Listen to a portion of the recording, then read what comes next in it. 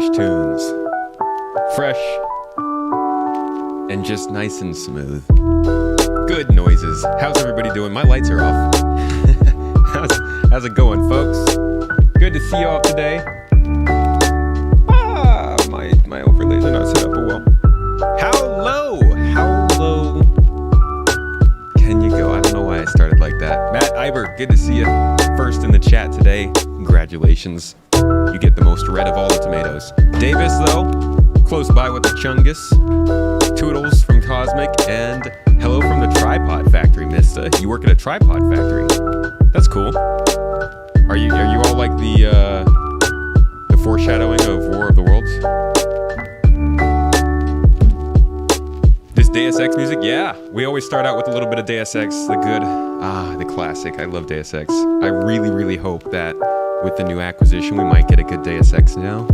Finish off that trilogy and maybe get us on board for more of the series. That'd be so sick. Punji with the toes. My toes gang! How you doing? If you didn't notice, we got Toes Gang out here on the stream today. The custom socks. They're chilling.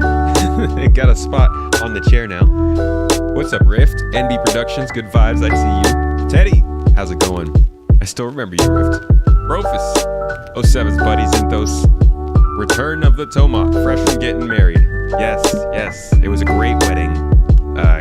So happy to have been to. It's actually. Ooh, music's louder than me. There we go. We fixed it. I think that was like my 8th wedding out here now. I have been to like 4 times as many weddings in Turkey as I have in America. Which is not something I ever expected to happen. William, Gib Perseus. We're not talking about the Perseus today, but we got some good ships to talk about. What's up, Hogfather? How you doing? Zerez, welcome.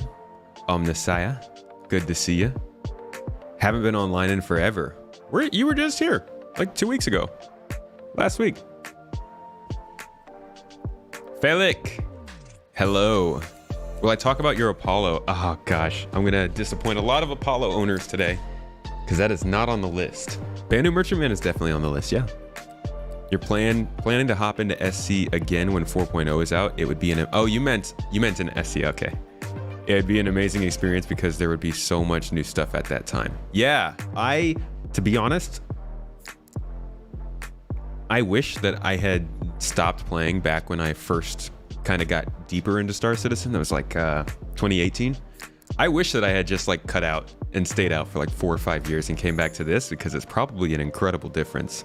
That being said, I wouldn't be doing this anymore, so can't finish that sentence, to be honest. I would never have wanted to do it any other way. I love being able to come out and make videos, hang out on chat with the chat, talk about nerd stuff, nerdy scam stuff.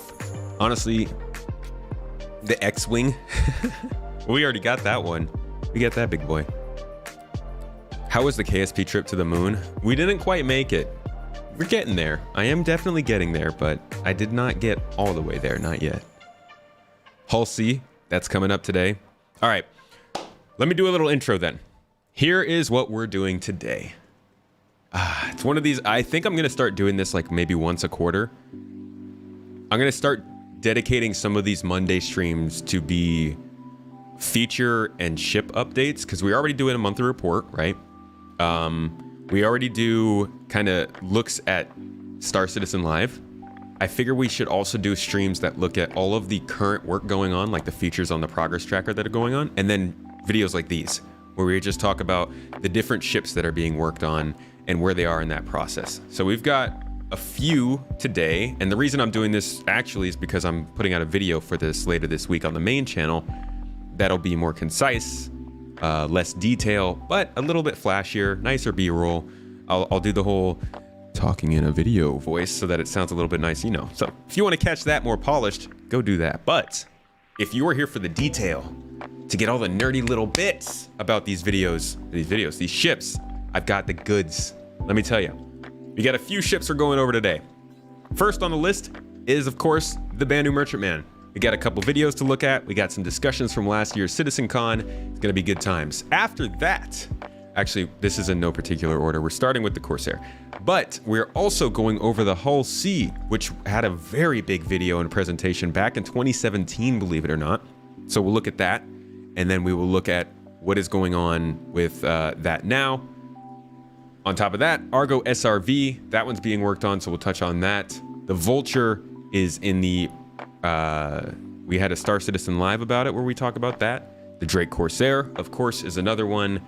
The Legionnaire, the Legionnaire, which is the boarding ship. We will talk about that as well. And then I've got a couple extra little videos here. Now, before we get started, I have been lovingly reminded, and I'm so freaking glad I did because I'm sick of missing this. I got a ship to give away. We're gonna wrap up this game package giveaway right now and see who has won themselves an Aurora. And then, I'm not sure if Mrs. Tomato might happen to be watching. I think we could get another one started today if we have any game packages. But if not, I will be starting a new one on Wednesday, most likely. Do we have a game package? I think I had a Pisces game package to give away, but I just need to double check.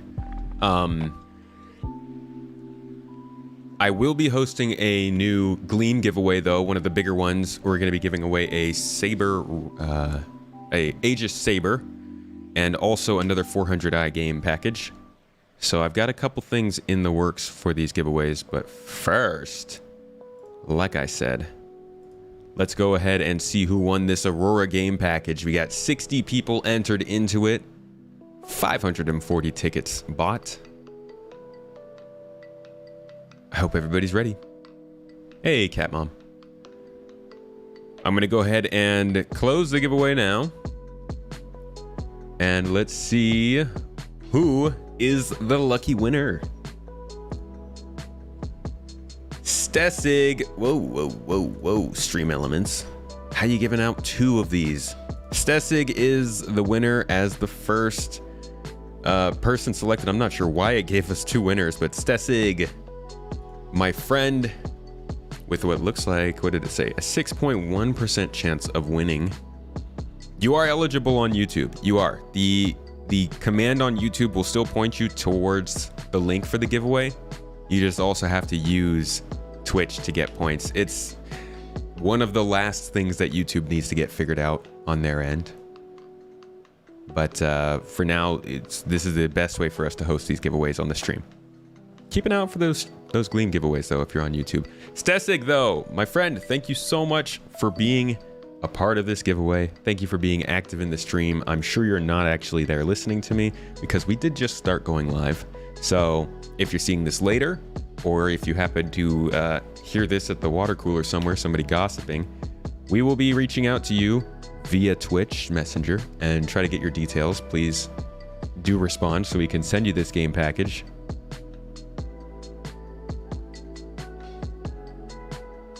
And we'll get you that lovely, shiny, delicious new Aurora!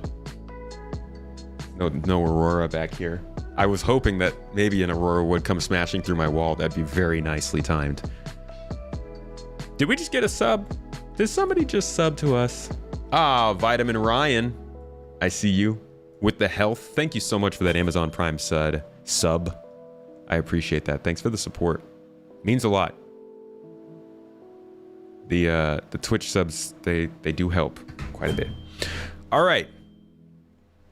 So, as I said, we are first starting with the Corsair today when we look at what it is that's being worked on. I'm actually going to go ahead and put this at 1.25 time, just so we don't sit here and listen to this video the whole time, and I'll jump throughout the video to try and find the most interesting spots. But yeah, we're going to start with some Drake Corsair overview, see what they were saying about it, get an idea of the vibe, what kind of a ship it is, and then we'll look at the progress tracker and see where it is in its progress. In fact, let me have that pulled up right now so we can do that while we're watching the video. Uh-oh, shoot, Big Bag Dwarf also subbed. Thank you. I appreciate you. 2 subs already. Y'all are awesome. By having you live stream and hanging out with us, we're all winners. Hey, I feel like I'm the winner here. I have a really cool chat. You guys are super nice, and until somebody comes in and starts causing a kerfuffle. But for the most part, this chat is very non-kerfuff, and it couldn't be any better than that. Nobody needs no kerfuff when they're live. Thank you guys for being so cool. I appreciate you all. All right. So, Corsair is up here. We got this tracked. Work is going into Q4 of this year, but let's hear what they had to say when they first introduced us to this lovely little supposed combat-focused exploration ship. It's an interesting combo. Good morning, friend.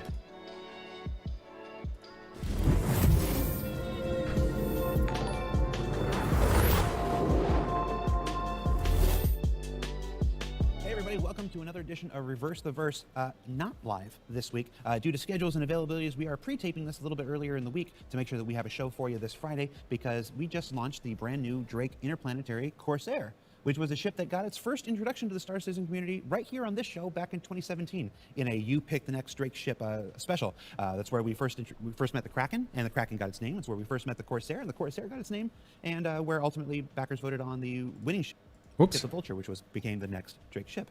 But because you're picking the next ship and not the only ship we're making, we're those are like, see, this is the difference between now and back then. We're less than a minute into this video, and the 3 ships that he talked to at that time were all far off concepts. That happens now. I would say occasionally they talk about concepts, but usually either the ships in discussion are in production and like coming within the next couple of quarters, or they're already out in the game. But back at this time, 2017, 2018, for people who don't like concept ships, you would have been so freaking sick of the game back then. That was when we were getting a lot of them. Whoa! We got 2 more subs. Pinkosaurus Rex and Chamot. Yo! You guys are the freaking best. Thank you. You're awesome. I saw somebody say audio is quiet compared to you. Okay, I'll turn that up a bit. I never understand why that audio comes through so quiet. Blasting my own ears off. I saw somebody say that they gave their sub to Avenger and me next month. You have no obligation, my friend. Just being here is all that matters. I enjoy that I'm able to nerd out about something that I love so much and talk, literally talk about a video game in the same way I used to have to talk about like an air conditioning unit and educate people about it, and people actually have fun. That's all I need. But anyway, sorry, I got distracted. Look at how many like concept ships were being discussed back then compared to now. It's gotten better. That's nice. Felic. Y'all are about to start a hype train up in here on Twitch. Thank you. Up, and we're introducing finally the Drake Corsair. And joining us on the show this week, how's their audio? We have 2 esteemed Reverse the Verse guests. Need no introduction, but we're going to do it anyway. John, tell us who you are and what you do for Star Citizen. My name's John Crew. I'm the Vehicle Pipeline Director. Hi, John. Thanks for being here. All right, Paul, fine. What do you do for Star Citizen? It's too fast. I'll slow it down. Hello, I'm Paul. What do I do? Good question. I basically deal with a lot of the concept ships and also FPS weapons and ship weapons.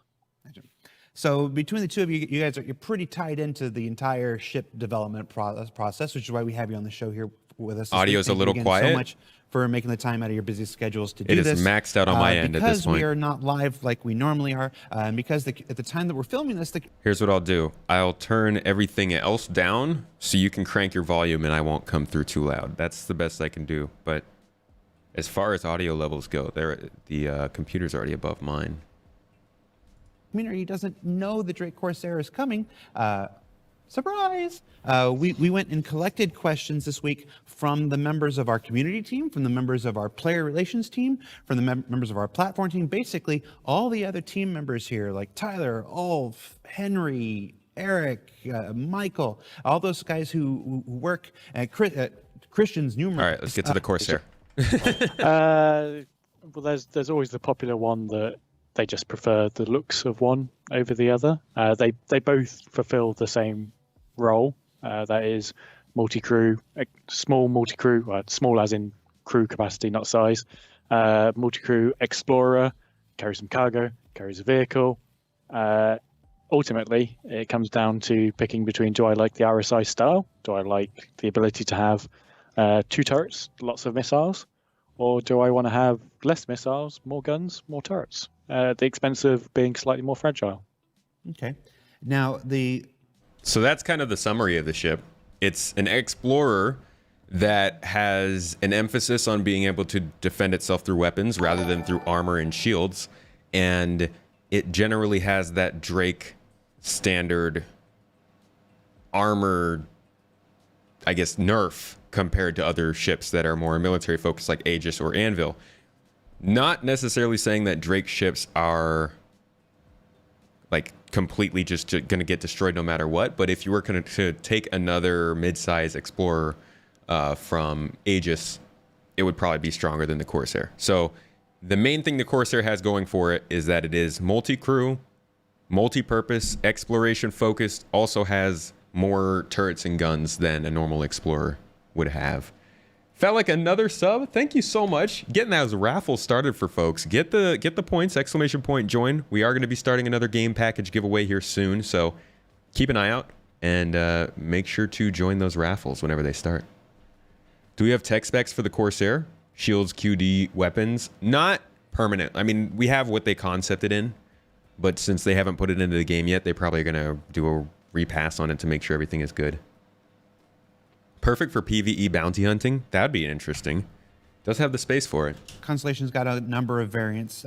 Each one comes with either a rover or a parasite craft like the Merlin, or sometimes, in some, like the case of the Phoenix, a rover and a parasite craft. Whale? Is that the same for the Drake Corsair? I'm not 100% sure, actually. It has the capacity to take one. Like the Constellation, it takes the same space as the cargo, so it's cargo or rover. It's not like other ships where they're separate areas. Ultimately, it's not really a game design decision. It's more of the marketing and platform guys that ultimately put that together in the package. For me, I suspect it probably won't come on. Did he just say it wasn't gameplay, it was marketing that put it together? And platform guys. Really a game design ships where they're separate areas. Ultimately, it's not like other ships where they're separate areas. Cargo Constellation. Oh, okay. He's talking about the It's not really a cargo. game design decision. It's more of the marketing and platform guys that ultimately put that together in the package. For me, I suspect it probably won't come on. But yeah, that's subject to change, as you'll probably find out now based on the page that's gone up yesterday. Wait, I'm sorry. I have to go back to the question. Actually, they're talking about the same for like the case of rover or Constellation's got a number of variants. Each one comes with either a rover or a parasite craft like the Merlin, or sometimes, in some, like the case of the Phoenix, a rover and a parasite craft. Is that the same for the Drake Corsair? Okay, so they're he's asking if there are going to be variants of the Corsair. I see. Yeah, that makes sense. I was like, wait a second, why would marketing make that decision? Super chat from Lore. Commander Azimaza, of course. My friend, you're so supportive. $50 super chat, though. Thank you so much. Your 2 favorite tomatoes, keep up the great work. Still want to see Mrs. Tomato making those Turkish dishes in the 600i. Oh, we would definitely get some menemen in 600i. That'd be yums. That would be yums. You think the Corsair will be a great ship for small group fun that is multifaceted? Yeah, the Corsair is going to fall right in line with the Constellation, the MSR, kind of the Cuddy Black, like a bigger Cuddy Black, I guess. But like right in that fine point of 3 to 4 people group. You want a vehicle, you want some cargo, you want some guns, some weapons. That seems like the perfect kind of ship for that. Agreed. Drew SP, thank you as well for the sub. You guys are lighting me up with this support today. I appreciate it. Yeah, that's subject to change, as you'll probably find out now based on the page that's gone up. Get you poutine. Yeah, by the time this Not airs, variants, okay. the full promotion page will be up. If the options don't come with a rover, you'll be Adana able to, kebab chamba. You'll be able to use an Ursa rover that you have on your own, or if you have a Lynx rover from the Phoenix, whatever, that can also fit in the cargo hold. What about the parasite craft? Does the Corsair have the ability to dock? It does not have a docking port for a parasite craft like a Merlin. I'm sure enterprising people will cram one in there, minus its wings or something like that. You can dock anything with anything. Trust us, John. But it is designed to take an Ursa rover-sized vehicle in the back, so that's your upper size limit. It's not going to fit a tank. It's not going to fit anything that size. Graveler vehicles like the... Do I know what you call non-spicy kebab? I do. Gosh, let's see. Slam car up in there. Yeah. PTV will go in there. I'm not gonna. I never eat it, so I forgot. I've had it a couple times. Same ballpark dimensions, but obviously the marketing media is all based around the Ursa. Right. So if a ship takes an Ursa, anything else smaller than that will fit in it. Well, that was my next question. Or What will yeah. fit? That's What will- the other big one. We already did that, so thank you. Paul, talk to me about Drake ships in general. What does it mean to be a Drake ship? Like, what kind of things go into this to make a ship instantly recognizable as Drake? As opposed I like how to he asks RSI? Paul instead of John, because John just has a reputation of hating Drake. I mean, the Drake stuff is a lot more stripped back than, say, Aegis or, Origin is, in terms of sliding scale, you've got, which way is the scale going? You've got Origin at the top end in terms of sleekness, and everything is hidden away. Sexy. And pretty Sexy much ships. Drake is at the bottom of the scale.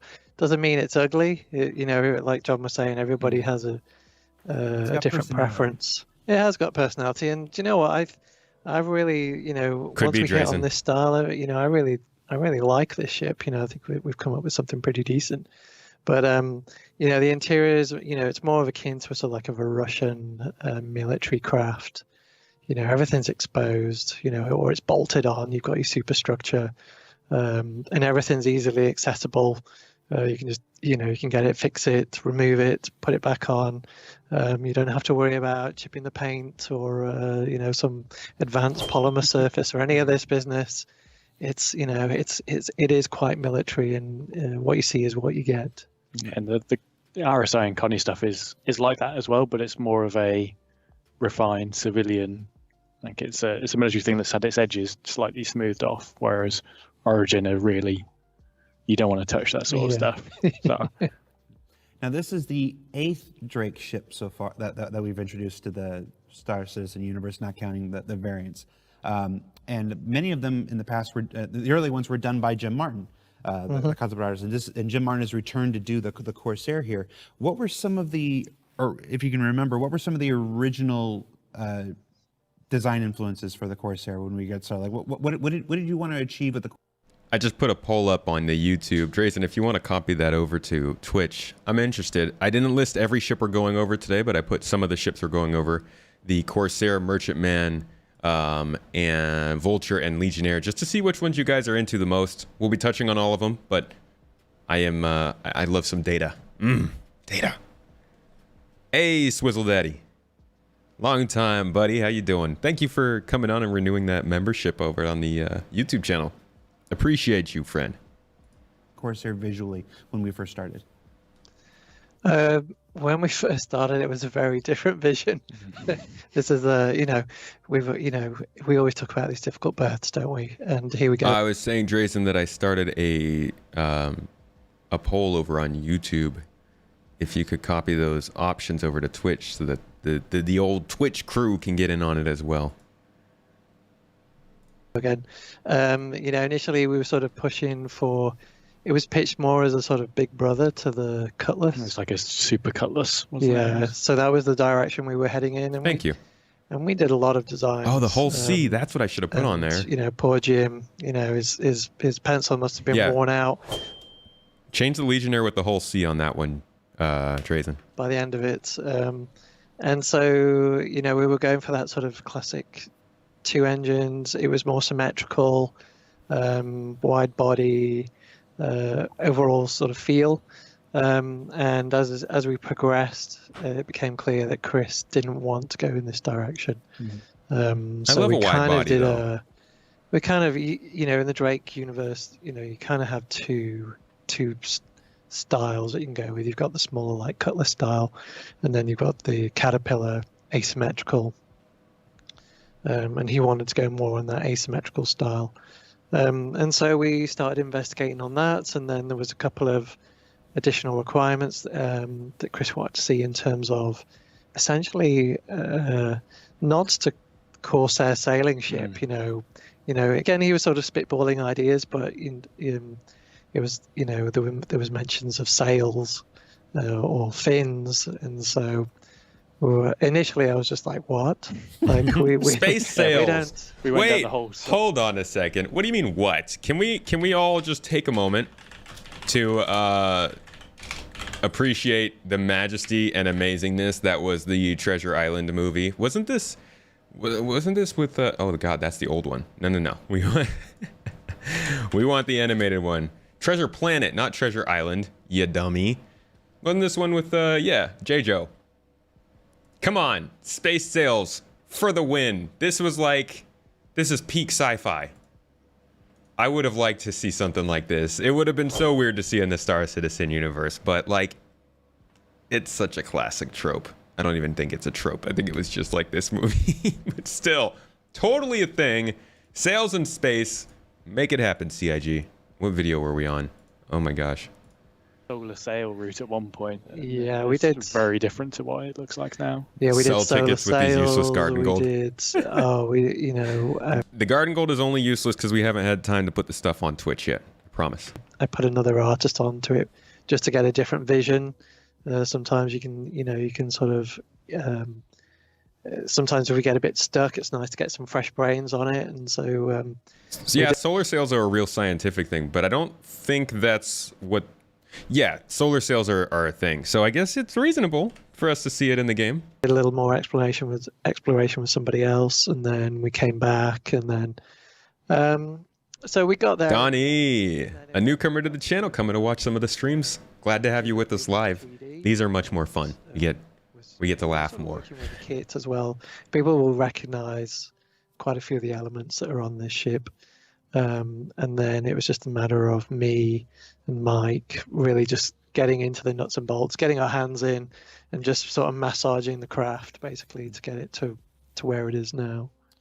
Subscribers, members of the subscriber program have access to a thing called the subscriber vault, where we often will Yeah, the Legionnaire is in active development. upload the concepts not taken for a ship, and I would suspect that we'll do that in the coming weeks, so subscribers can keep an eye out for that to see some of the directions we explored. Let's talk about that asymmetry. I'm a big fan of asymmetry here. It's one of the reasons Drake is the manufacturer that's closest to my heart. Yeah, they would be pretty slow, but we could figure out how to make them work. More asymmetry in terms of the Caterpillar is sort of asymmetrical from one axis, but when you try and factor into the design sails or fins, it suddenly gets really quite tricky, and then there's quite a bit of experimentation of just how to achieve what Chris wants with the asymmetrical feel. All right, I'm gonna see if I can find a spot where they're talking a little more about the details of the ship itself. The wing and the drag from Terran with the bits. I hear that noise, I hear that alert, and I'm like, there's like a 60% chance it's Terran hit me up with that pizza money. Thank you, my friend. Nuke. Interesting question we got for QA Wednesday. This doesn't have, so yes, it will have some impact, but no, it shouldn't be to the point where if you look at it, you think you're going to be flying around in a left or right hand circle in atmosphere. Right, and if it can successfully maneuver enough in atmosphere to land in both wing configurations, I'm going to guess that if those wings get destroyed, you're not completely SOL either. Yeah, there's no thrusters on there that they can get ripped off, and you're. Did he just get censored? Now, what? That they can get ripped off, and you're. All right. Now, we get a lot of stats questions often. The stats Legionnaire's are disease available on the website, but just to get them out there for this conversation so we can go forward. What can you tell us about the stats? What's our SCU like? What's our speed like? What are we looking at? SCU wise, 72. Very similar, almost identical to the Connie. Again, it's rover or cargo. If you put a smaller vehicle in there, you get some of the cargo space back. Component wise, it's medium medium items pretty much across the board. Very similar layout to our other ships, so 1s and 2s of everything. There's no wild Pretty card options like the standard Prospector with a one mid-tier size bigger ship. power plant, or sabers with 3 shields. It's very traditional 1s and 2s. Weapon wise, there's 2 man turrets, I believe. They're on the sides, so unlike the Connie, which is top and bottom and pretty much 360, these are 2 sideways ones that obviously cannot do 360 because there's a ship in the way. This was one of the more opinionated parts of the debate around this ship when it first was unveiled, was the idea that these turrets weren't actually as effective as they would seem. And I don't know how much they've changed them. I guess we won't really know until the ship is put into the game, but it'd be interesting to see if they'd changed the turret design at all. But they're also talking about the Corsair. 90-degree. Yeah, again, a very fire. They said S1s sailing and ship 2s. style nod. He didn't specify There's a remote turret which components on were the back what. to cover that back. So you've got the turrets. Where's the camera? If At least I don't ships think he point did. this way, Hold on. turrets. Similar layout to our medium items pretty much across the board. Very similar layout to our other ships, so 1s and 2s of everything. There's no wild card options like the Prospector with a one size bigger power plant, or sabers with 3 shields. It's very traditional 1s and 2s. Weapon wise, Yeah, it just says 1s and 2s. Yeah, again, a very fire. sailing ship style nod. Yeah. There is a remote turret on the back to cover that back. So you've got the turrets. Where's the camera? Got that booty turret. Ship's pointing this way. You've got the turrets to cover the side angles. You've got Gotta the remote protect your turret butt. on the back, and then you've got 4 size 4 hard points around the cockpit. They did say specifically this ship would be at a disadvantage when it came to armor and shields because it has more weaponry than the other ships of the similar size. I believe. Other And then exploration some on ships. 1 wing. 2 So- wings. 2 wings. On Yeah, the- they're on the Ys, aren't they? Yep. So you've got, as the pilot, you've got a lot of forward-facing firepower, but once that is out of your view cone, you have to then rely on your turrets. So you've got 3 turrets, one more than the Constellation. It's got less missiles than Constellation. The Constellation's packing, I don't know how many. Connie's lots, packing. like 50. Whereas this is much more restricted. It's like 8 or so. Depends how you configure your missile racks. Let me find which us. the Constellation can't do because it's all bespoke missile racks. Whereas this, you could put 1 single large missile on each hardpoint, or you could get the octo racks and have 8 of the smaller size. Gotcha. So more customizable. It's more ordnance system. customizable, more guns, less armor. This is a multi-crew ship. Like the Constellation was our original multi-crew ship. Our test bed for that. Obviously, multi-crew ships at this scale can be operated alone, but they're designed and intended to be played with your friends. Talk to me a little bit about what you envision the multi-crew gameplay of a Corsair to be like. So the Corsair is all about going out and having fun with a group of friends. Ideally, if you don't have anyone to play with, like I know you always moan about that you're there playing by yourself. You Just called him out. you can always be able to hire an NPC crew. But really, it's you have your pilot, that you've got your gunners there to defend you, and when they're not doing that, they'll be doing the whole scanning and engineering side of running the ship. It's designed to stay away from base for a fair amount of time, which obviously means you're going to have supplies and managing of your systems in the ship, so repairing and keeping on top of wear and misfires and You're any gonna need a items toilet. that break during your transit. You've got to deal with those, as well as just going exploring. Take that rover out and go explore some unknown planets. Yeah, find some caves. Yep. All right. So a lot of ships are. We talk a lot about how some ships are self-sustaining and meant to be operate out on their own, and some ships are designed to work in tandem with other ships. Where does the Corsair fall in that? Is this something we see a small crew can go out there and hold their own on their own? Yeah, like the ships in this sort of category, it's those 1 to 4 people going out for a medium-term expedition. It's got everything you need on board. You've got your own little living quarters. It's got a shared galley relaxation area. It's got space for supplies in the cargo hold and spares. It's not going to be that long-term duration like the Carrack, where it has all the bells and whistles that you can do there.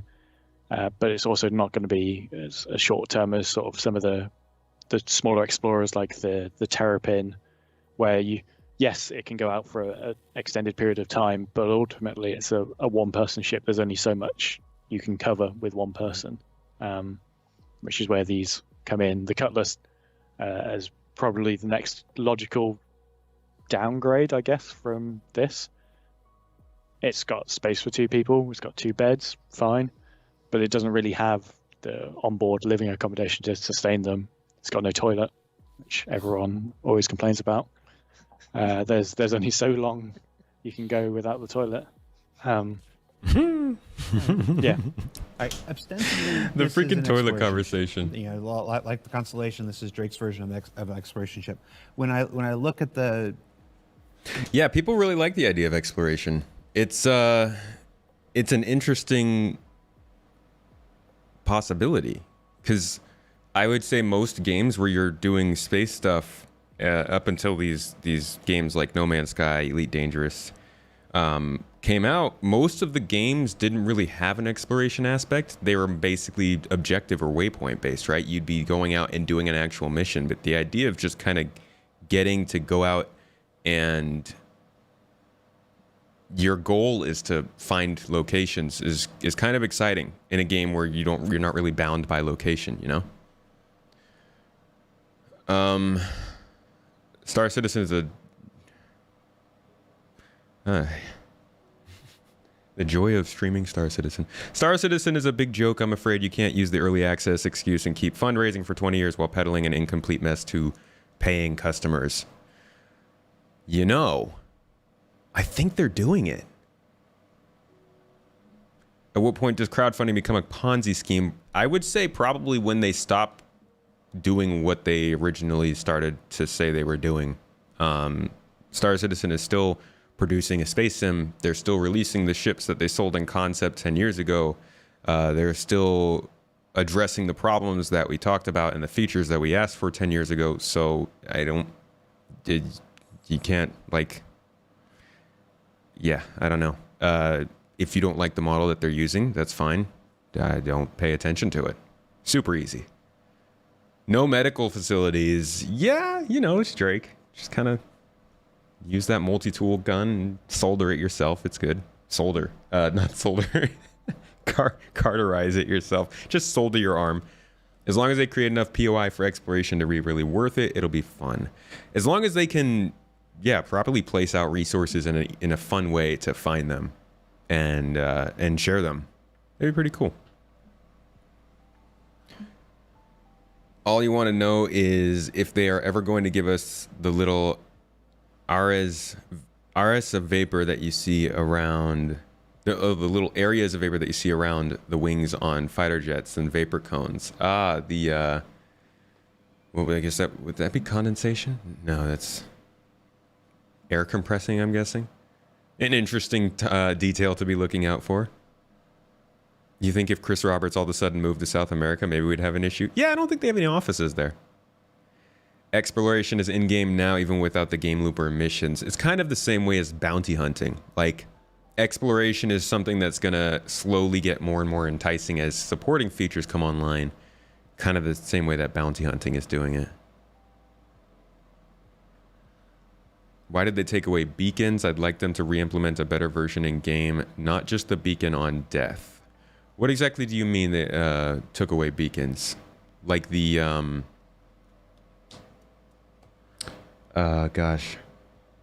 the assistance beacons? I didn't think they took those out.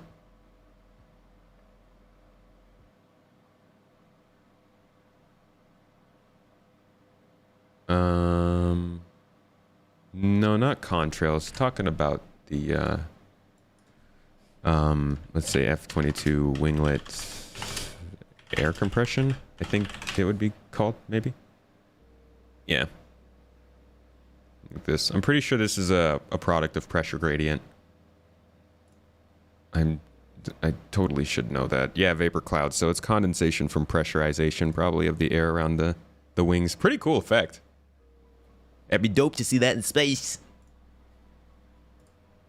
Oh, we weren't watching this. We were listening.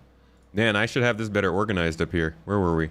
When I look at it, though, and I see the remote turret and the forward-facing gun web hard points and the Yeah, can you not make assistance beacons anymore for pickup or for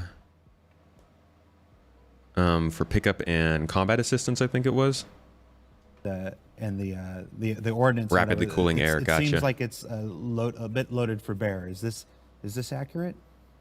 It's a pretty capable fighter, you think? It's a very Drake thing. Ostensibly, they're a nice public company that doing good things. Well, yeah, it's fully loaded. But yeah, it can handle itself. Like the Cutlass, it was a militia patrol ship in the lore, but it gets used for more nefarious purposes. Same for the Caterpillar. It's a cargo ship. It's got a lot of guns and turrets on it. Mm. And I'm not sure the cargo it carries all the time is always what it's supposed to be carrying. But that You seems to take be that what back, Drake does. John. If it's carrying it, then it's supposed to be doing so. All right.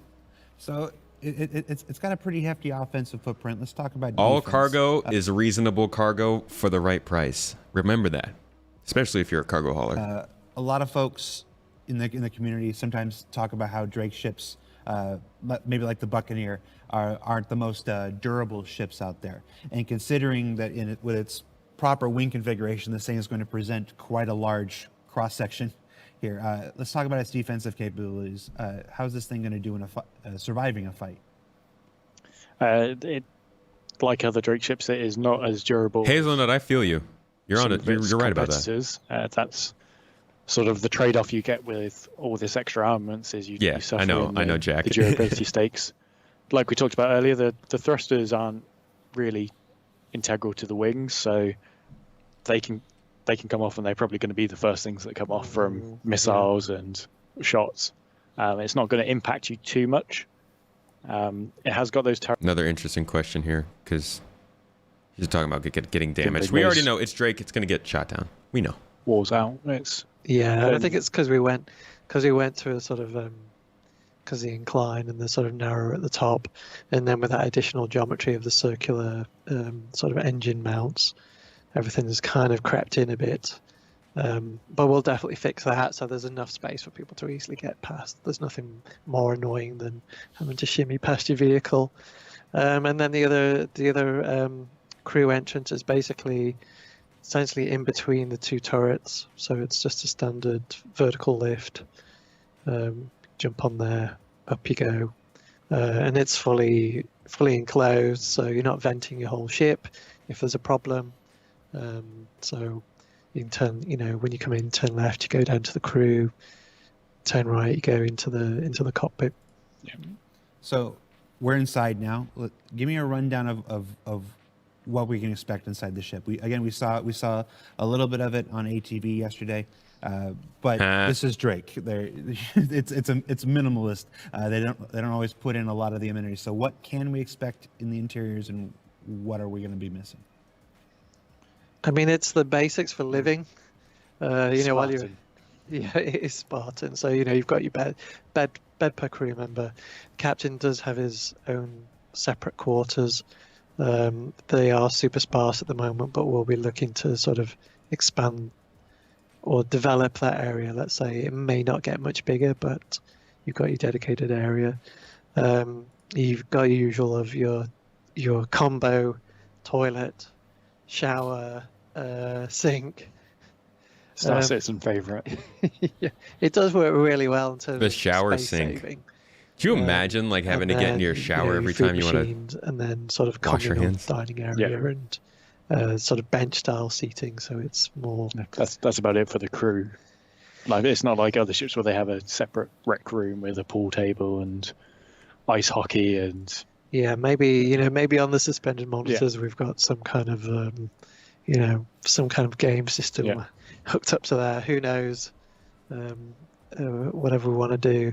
And then as you progress further through, you sort of get to this, essentially the component, like the guts of the ship, the components. And again, that's very sort of skeletal. Basically, you've got superstructure that's sort of coming through the roof, going down vertically and then back onto the floor, and then it's essentially an open server rack almost. So it was just one thing that I just wanted to add. There was just a bit of a visual hook essentially for the ship. So when you come through from either direction, you come into this room, and it's octagonal. Again, sort of keeping with the basic Drake feel. They're not spending money on curved beams or anything. It's just straight I-beams kind of thing. And ain't nobody got time for curved beams. And then there's plenty of space also for just little rooms off. So, gotta understand, Paul. We like our beams straight.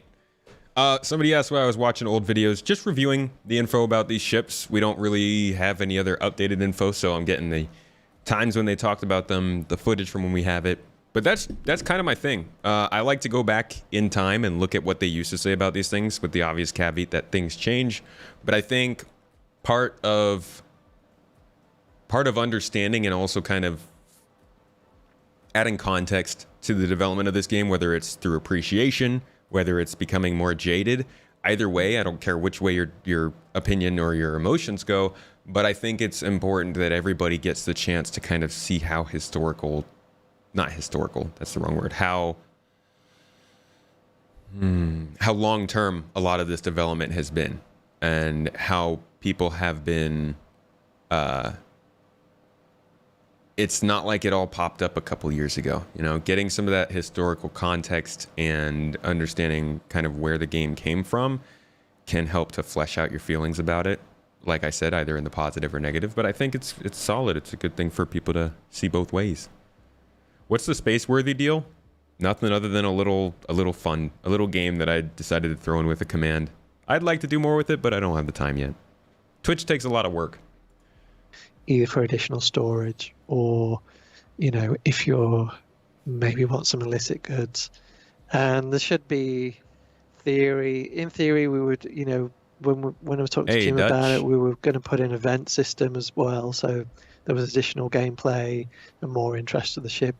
We didn't actually fit that in the time that we had, but there is space for it. So expect that when it goes to the dev team, we'll put in this system events. Some truly secret hidey holes that aren't known about in advance. Oh, wait. All right. Wait. Is that?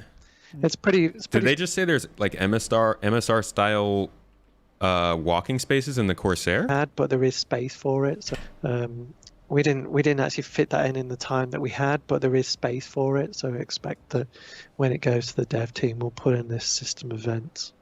Some truly secret hidey holes that aren't known about in advance. All right. And then, of course, your cargo room. So it's pretty Spartan, but everything you need, I think. They have not said anything about that, right? I wonder if they're going to mention it when the ship comes out, or if they're kind of just waiting for it. They're just letting it ride. They said it once back 4 years ago. Was it 5 years? No, 3 years ago. And now they're just kind of like, shh, they'll find it. They won't. But we won't say anything about it. That'd be fun. The hexagonal component room. Are we? It's interesting to me because it's in some ships, the components seem like they're going to be pretty spread out. Like when the ship's on fire and you figure out which component needs to be replaced. How well your ship is going to come into play. Like going to knowing where that component is in your ship.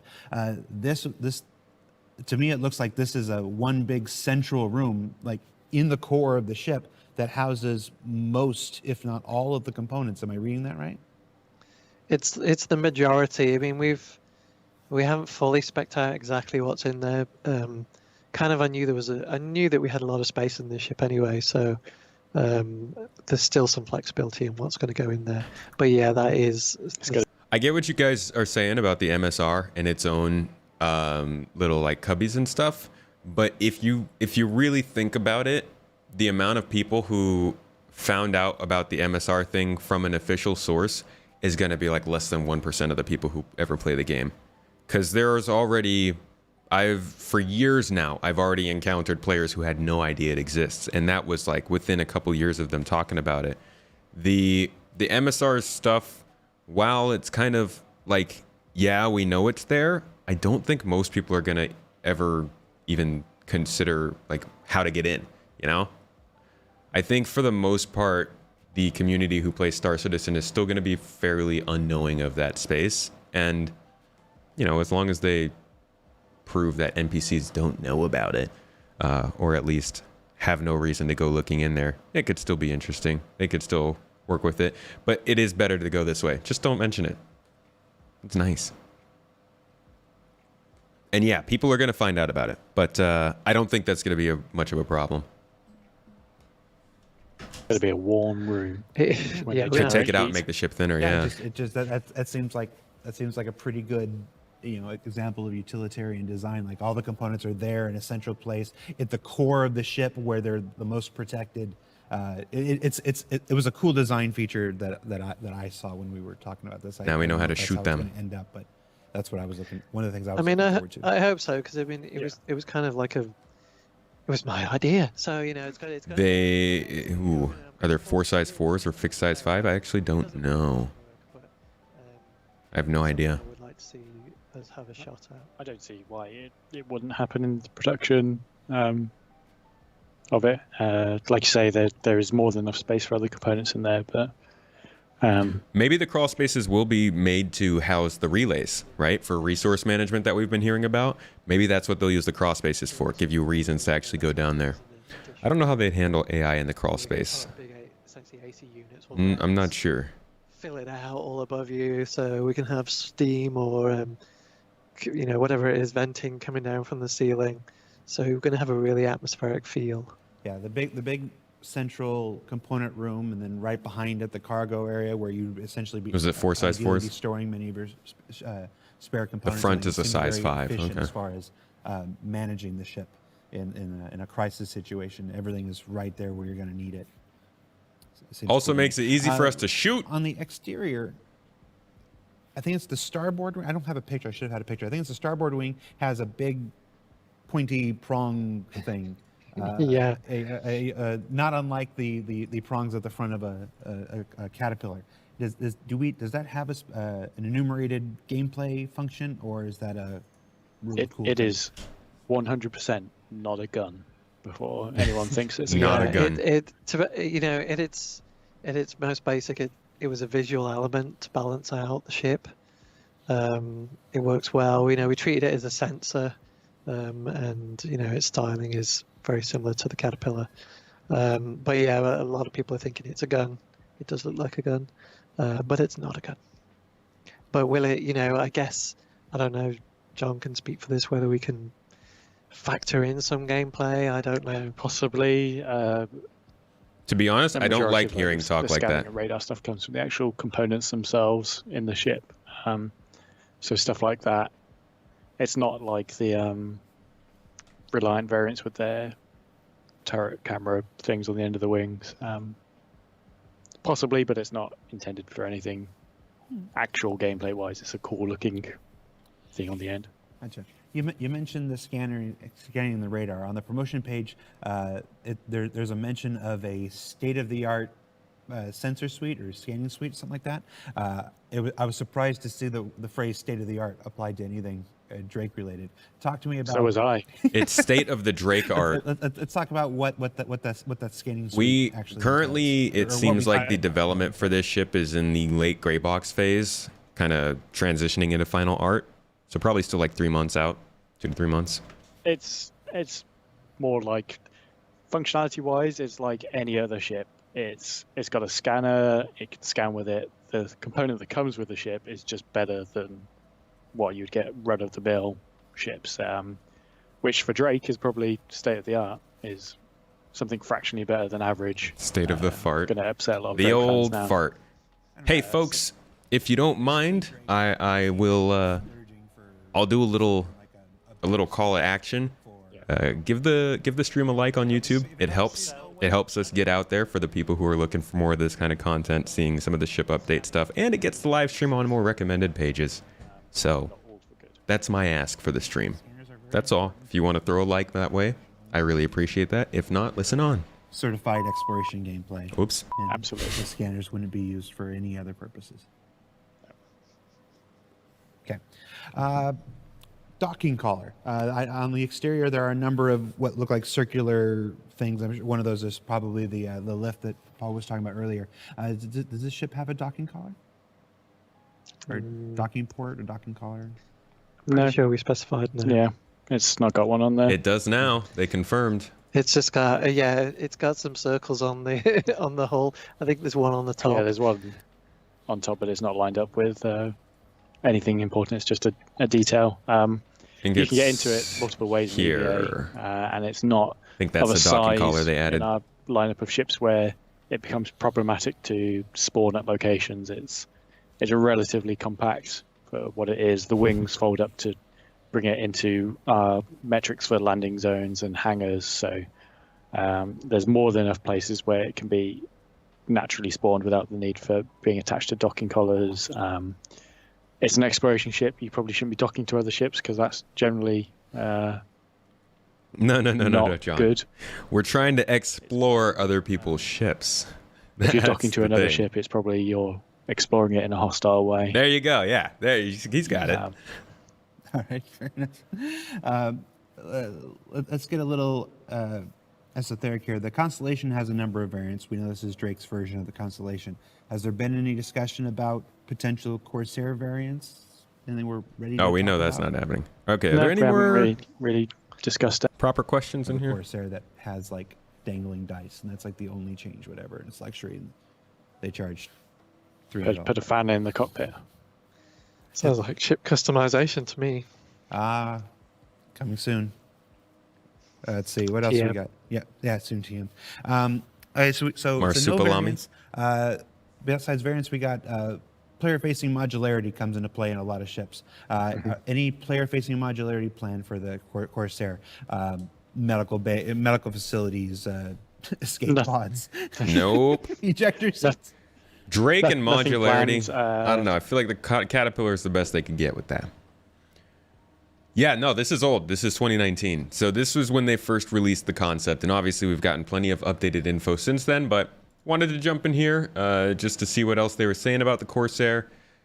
So it is currently still slated for another few months of work ending in November, but generally that means it's going to be a little, like probably another month and a half. We'll probably get it the beginning of the new year or the end of this year.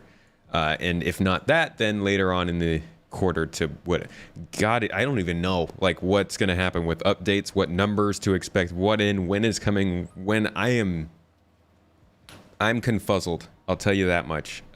So I would say don't expect it earlier than the Intergalactic Aerospace Expo. Maybe it'll come with 318, but I kind of doubt it. And expect it probably closer to the end of the year, something like that. Jared stopped painting his hair. Not that I didn't even notice. All right, so we've hit off the Corsair. 318-1, maybe. We've hit off the Corsair. Pretty solid ship. Pretty cool one. A lot of people are excited for it. Now let's move on to the Vulture, which is a very exciting ship. This is probably the most exciting on this whole list just because we know for a fact that it's coming with... Oh, I could have kept that up. We know for a fact that it's coming with gameplay involved, which is really nice to see. So what we're going to do... I had a reverse the verse here about the Vulture, but I don't think we're going to want to sit through this whole thing, to be honest. Let's see. Oh, they do show a lot of... Ooh, okay. We'll watch a little bit of it, yeah? So It looks like it's got some meat in there. Please tell me work has started on the Drake carrier-looking craft. Oh, the Kraken? Ooh. Oh. Yeah. Sorry. I don't think so. The Kraken is a ways away. Not even on the progress tracker yet. Big oof. This is the one you're excited for? Yeah, this is a good one. This is a good one. It's exciting to have a ship that has like for sure different gameplay coming with it. Just started with SC and your YouTube vids have helped. Thank you. No problem, Davey. Thank you for watching and for coming to just hang out on the chat. Just say it. You can lie. Yeah, Kraken's and Greybox coming in 318. Don't worry about it. You heard it here first. Space Tomato confirmed. Please, God, nobody clip that. Don't f***ing clip it, please. I didn't actually say that. Just, you know, don't take it out of context, please. And sort of EVA salvage will use those as well, rather than you just like with the All right. And trying. Which charges then could physically fit in the Vulture to do that. And why would you want to use a salvage charge instead of? When do I think 318 is coming? Probably no earlier than November. Mid-November, I would say. Makes the most sense. Maybe, though. Maybe we'll get lucky and it'll come in October, but I highly doubt it. Just shooting the ship and trying to break it apart into bigger pieces.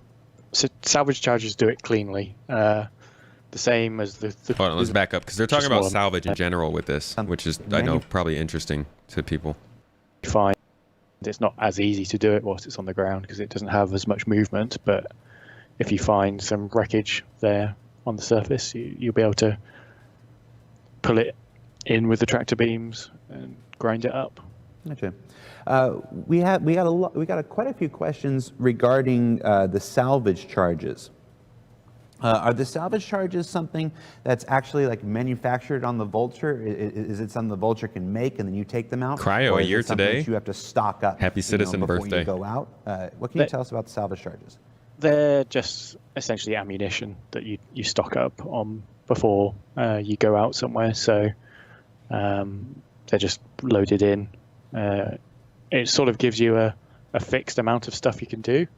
So you have to pick your battles, so to speak, but it's not such a small amount that it's one ship and that's your lot. You have to sort of, you're not going to be able to go there and chop up 30 Idrises with a Vulture's worth of, you probably need more salvage charges than could physically fit in the Vulture to do that. And why would you want to use a salvage charge instead of just shooting the ship and trying to break it apart into bigger pieces? Missiles. So salvage charges She's do it using cleanly. missiles. The same as the claw on the Reclaimer. The claw This does is the not salvage live. No, charges this is job old. for the Reclaimer, but the Vulture doesn't have that, so it has this. And Just doing some sort review. of EVA salvage will use those as well, rather than you just like with a tiny little claw cropping away at stuff. It's the clean way of doing it, so it cuts down those breakpoints. If you're shooting it with your ship, you're going to be causing damage to the ship. You're going to be destroying the surface of the ship. So when you're scraping it, you're going to be getting much less returns. The penetration of the weapons probably will be damaging stuff on the inside. When bits... This is literally theory crafting. I mean, I'm sure they have an idea, but like this is not... The stuff he's talking about at that point wasn't written down in the design doc for how salvage will actually work. And I think that's what really threw people off during this time of development, was how freely they talked about what they wanted to do for the gameplay. And it was like for years. I mean, it sometimes happens still now. They get a question and they answer it by saying, well, we want to do this. And you get caught up on that idea of, well, that's what they're going to do. And then, you know, we all know how it goes from there. Problem with having constant Q&As about the game, I think. Think they've been playing Hard Space Shipbreaking or trying to do something similar to that? I hope not. Oh my gosh, I hope not. That would take so much effort. Although this is 2018. They used to talk about salvage in a similar way to how Shipbreaker does it now. But I don't think and I hope they don't ever get into that much detail. Dan France from Australia. Welcome to the stream. Can I explain the difference between the Connies? Sure. The Taurus is for cargo, so extended cargo capacity. The Aquila is for exploration with a different scanning suite. The Andromeda is for combat and general purpose, so it's got more weaponry and turrets. And the Phoenix is luxury for touring. Everyone looked so much neater in pre-COVID world. Yeah, we just were post-COVID disgustings now. A baby cat would be cool. It's kind of like the Corsair. It's like a mix between. Why is the Aquila more expensive than the Andromeda? Shoot, of course, because we value explorers more than fighters. Duh. I don't actually know.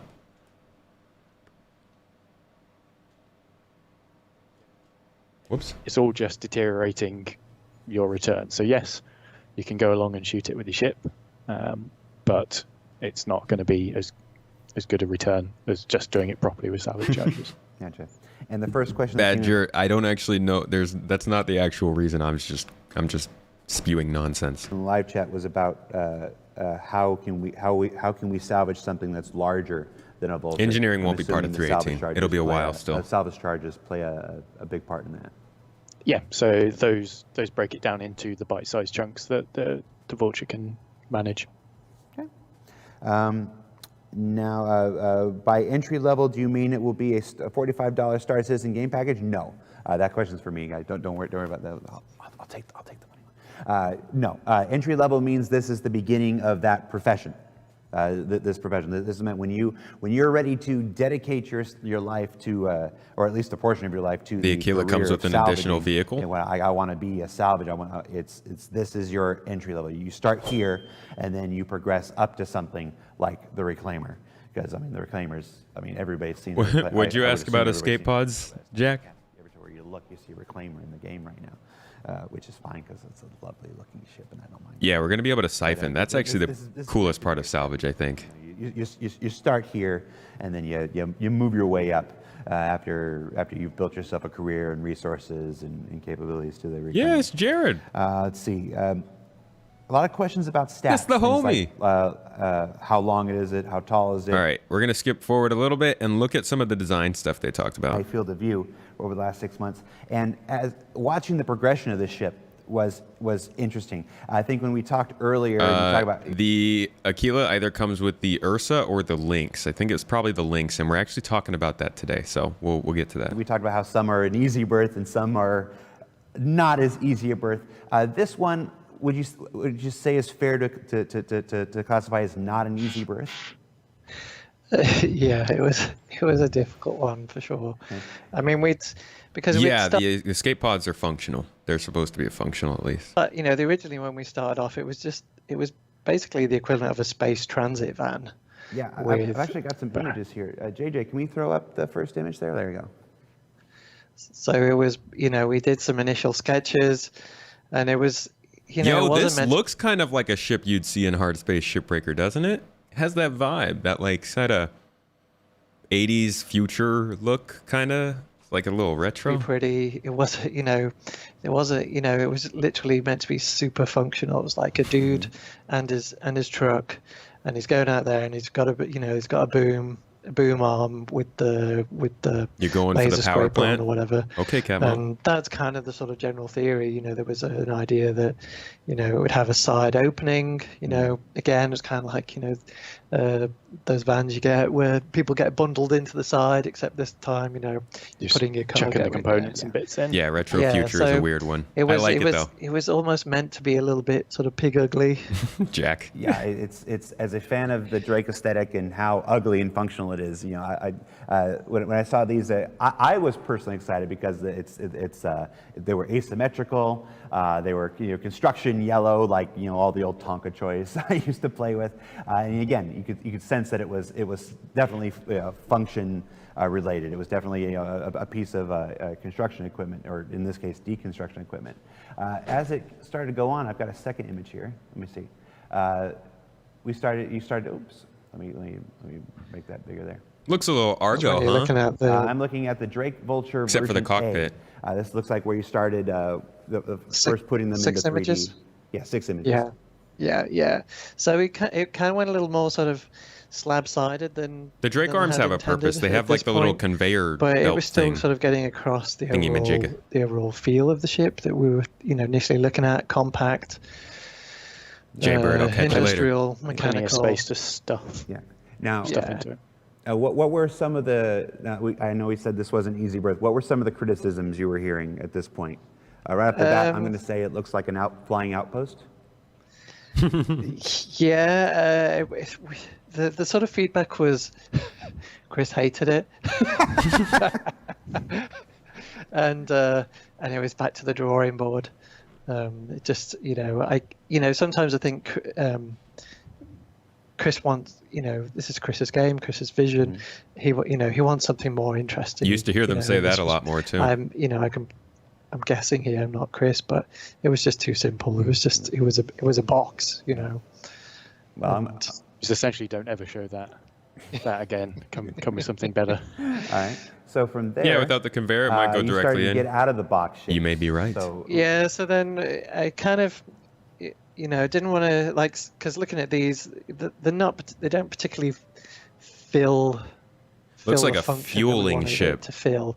It was just sort of cool looking shapes. I was trying to sort of, it was really just a way of sort of breaking the artist out of his thinking of like, okay, let's just mess around at the moment. We're going back to the start. Let's just look at some shapes.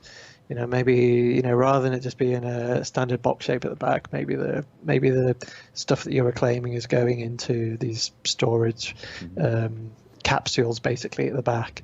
I don't know how you'd get them out. There was none of that thinking really. It was just a straw. literally, Just stick a let's just straw in look the at end. some different shapes, like something that's a little more interesting. yeah, you can definitely see the course correction from it's too boxy to now you've got cylinders and stuff like that. It's a what would you say? It's like a palette cleanser. It's like let's go. It's an early 180 concept work degrees for the in another direction to break from what we've been doing for the Drake Vulture. Yeah, and also just sort of Drake has a sort of signature cross section to some of its areas, and it's a very slight curve to some of the surfaces with a nice sort of fillet basically, and so it was just bringing more of those slightly softer shapes and more interesting forms back in. Yeah. Now I should say we're showing a couple images from a couple key milestones, but there were a lot of variation of this, and again, you can, if you're a subscriber, you can expect to see those in the subscriber vault in the coming weeks. From there, looks like you went back to pen and paper. So what Like a happened, vertical so design we hit another ship. road bump just before this, where the concept artist who was working with us decided he wanted to move on to work for a different studio, work in a different field, and of course that's kind of a bit of a spoke in the wheels. Yeah. Well, I wouldn't say it was a video game industry. It's just concept artists are in demand, and they're to find high quality staff that we need for this project. They're kind of like hen's teeth. They're really just, when you find one, you just want to keep hold of them for as long as you can.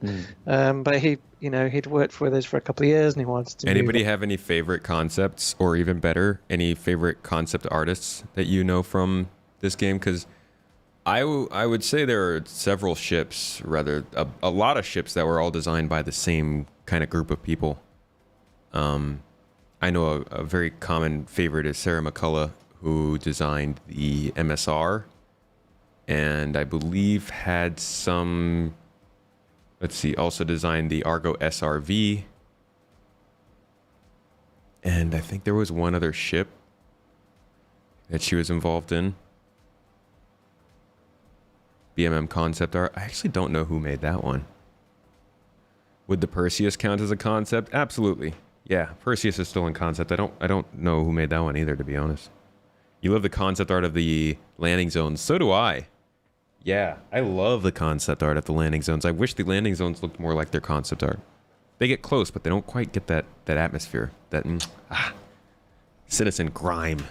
So basically, we were kind of stranded for a couple of weeks because we had nobody to work on it, and then I was just like, okay, well, I need to keep this rolling. And we need to, we just need to keep moving forward. So basically, there's another chap that we work with. He's a freelancer. He did used to work for us, and he created the Dragonfly. That right there is super important to remember. They weren't able to continue the design of this ship because the person who was designing it, who came up with, come on, take us back around town. So. Would you say it's like a the palette person who was cleanser. designing this stuff left the team, right? And then they brought in this other dude. We were kind of stranded for a couple of weeks. I need to keep this rolling. Okay, kind of stranded on. So basically, we were kind of stranded for a couple of weeks because we had nobody to work on it.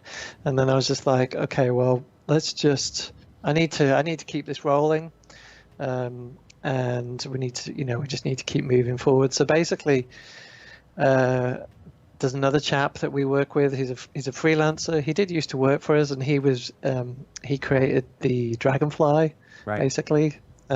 See, that's important because, like I said, there are people who have similar designs that they've put into different ships in the game, and that whole Dragonfly thing comes up again a little bit later. And he comes from an automotive industrial design background. He's very good at sort of shotgunning ideas, and I'm kind of mean. I'm like, okay, you've got 2 days to give me as many ideas as you can, and that's it. All you've got is 2 days, and he's just like, oh, what? You're like, I can't do this, and I'm like, yeah, you can, and so he just crashed out a whole bunch, and this was just one of them. I think he did about 6, and pretty much at the same time. One of the guys on the team who was a junior at the time, he was inspired, and so he like right off his own bat, he just one day, because I was working at home, and he was like, oh, I've done this morning, and just sends me, and we'll see it a little bit later on. And so I'm sat there thinking, well, if he can do that, I'm gonna have a crack too. Let's all have a go at this. But the one that we're looking at now is, it's a little more sort of off the wall thinking. It's sort of, you can see some of the elements that I kind of like it. Sort of started coming through to the final. Yeah. You see the introduction of the arms. This is a ship that has to manipulate physical objects, outside the ship, but within close proximity. So you see the introduction of arms here. They're downward. Yeah, and this is basically directly in response to that day. Me sat at home, I was just thinking about, okay, how do we kickstart? How do we re-kick this off? What's interesting and I think I just said to myself, right, as a player, the one on the lower left looks sick. When I'm in my cockpit, this is the same person who did the raft. I can see that. Idris P, I think it is in development, but not. Actually, no, I don't think it is right now. I think of it. In this direction. I think it's finished for now. We've got these 2 booms in front of us.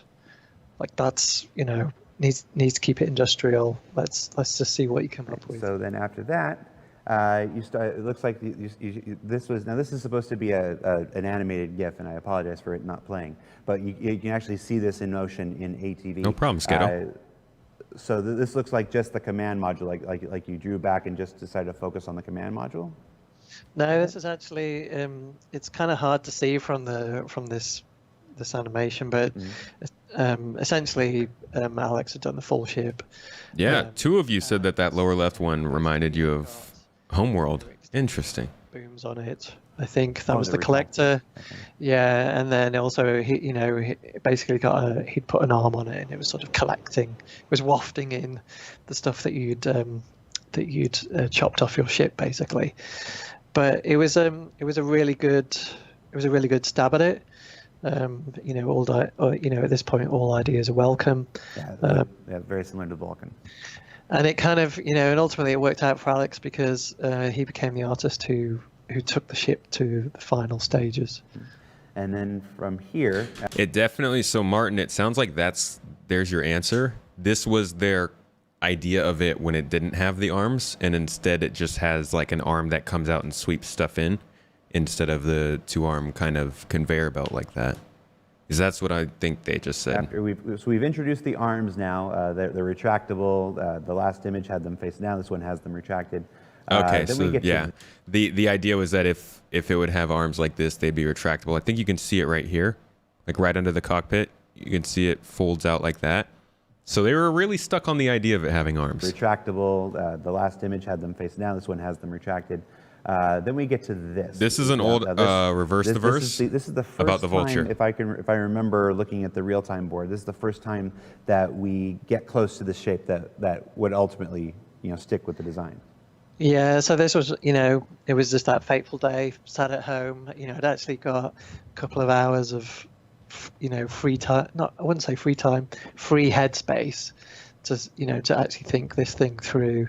And I don't pretend to be a concept artist, but I can certainly help. My job is to push people and to break them out of their thinking. So mine was more of a functionality pass. Okay. This is super close to what we ended up getting. Yeah, maybe we don't have this even the ladder just yet, but let's think about some cool things. And the Eve mining ship it's compared to the Vulture. It's also really close in name too. It's just crashed out some shapes and from is there. Is the Idris P worth its $1,500 cost? I'm gonna give you a great big ol' resounding no. Definitely not. None of the ships in the store honestly are worth their cost, but if you want to back the game, I say go for it. I am a pretty staunch don't buy ships if you don't want to pay for the game itself kind of thing. But some people will say it is worth its cost. Just find it odd that the arms become that major component. It feels like it makes the ship super big for essentially no real purpose. I could see it that way. It's definitely partially a design thing. It's like a striking design. If they took them away, it would probably look too much like the Vulcan. So they kind of want it to be a interesting, unique sort of thing. They sound really stuck on the arms. So it is 1,500 euros in credits. It is. It's a very common shape. Then you're out 1,500 euros of cash. So it's credits. I see. So you're talking about. You already put the money in. You're just wondering if you should put it towards the Idris. Well, that's a different question. That I don't think I can answer well, because that sort of depends on all the different types of gameplay you want to do, right? Like for me, I would probably say yes, it's worth it if I had the credits, because I'm running an org that I know will have 30 people available to come and crew it and stuff like that, and I know the org will need it for missions, but it all depends on what you're doing in the game. If you've got enough people to crew something like that, and you're going to need the ability to put that kind of power forward to intimidate other people, I would say unless you are actually trying to intimidate and zone control with that ship, then it's probably not worth, say, something like a Kraken or a Liberator, or like a ship that's a better carrier, My 2 cents. We're done with the slideshow, JJ. Thank you. Get the K, but only if you're going to have a small org. You see it all through Sci-Fi. It's when you've got a spaceship that has to manipulate something in close proximity, and the pilot is facing forward, and you want to be able to see the manipulation, you end up with this. The thing, when I first saw it, the thing that my mind immediately went to was Attack of the Clones. The little ships that came and picked up the big vats, that and the little cargo things that come, flies down and picks up the cargo. When you need a flying vessel that is supposed to manipulate the physical That's a good end game goal. It's a very common shape throughout Sci-Fi. We've seen it in Wing Commander. In the original Wing Commander, there were ships that were like that, the Star Wars and stuff like that. So Jared looks plenty suave now. He's got the nice English hairs. It's definitely a function, meets form, or function informs form. Yeah, I mean, we've got so many things that we have to solve. There's only so many routes you can really go without it looking wacky. We've got, we could do some really crazy stuff, but it's Drake. It's we've got a certain ethos that we're trying to. So I just wanted to look at some of the history of that design, but now let's go ahead and look at an actual Around the Verse. I think we had an Around the Verse. Yeah, where they talk about the Vulture in a little more detail. Or I guess less detail.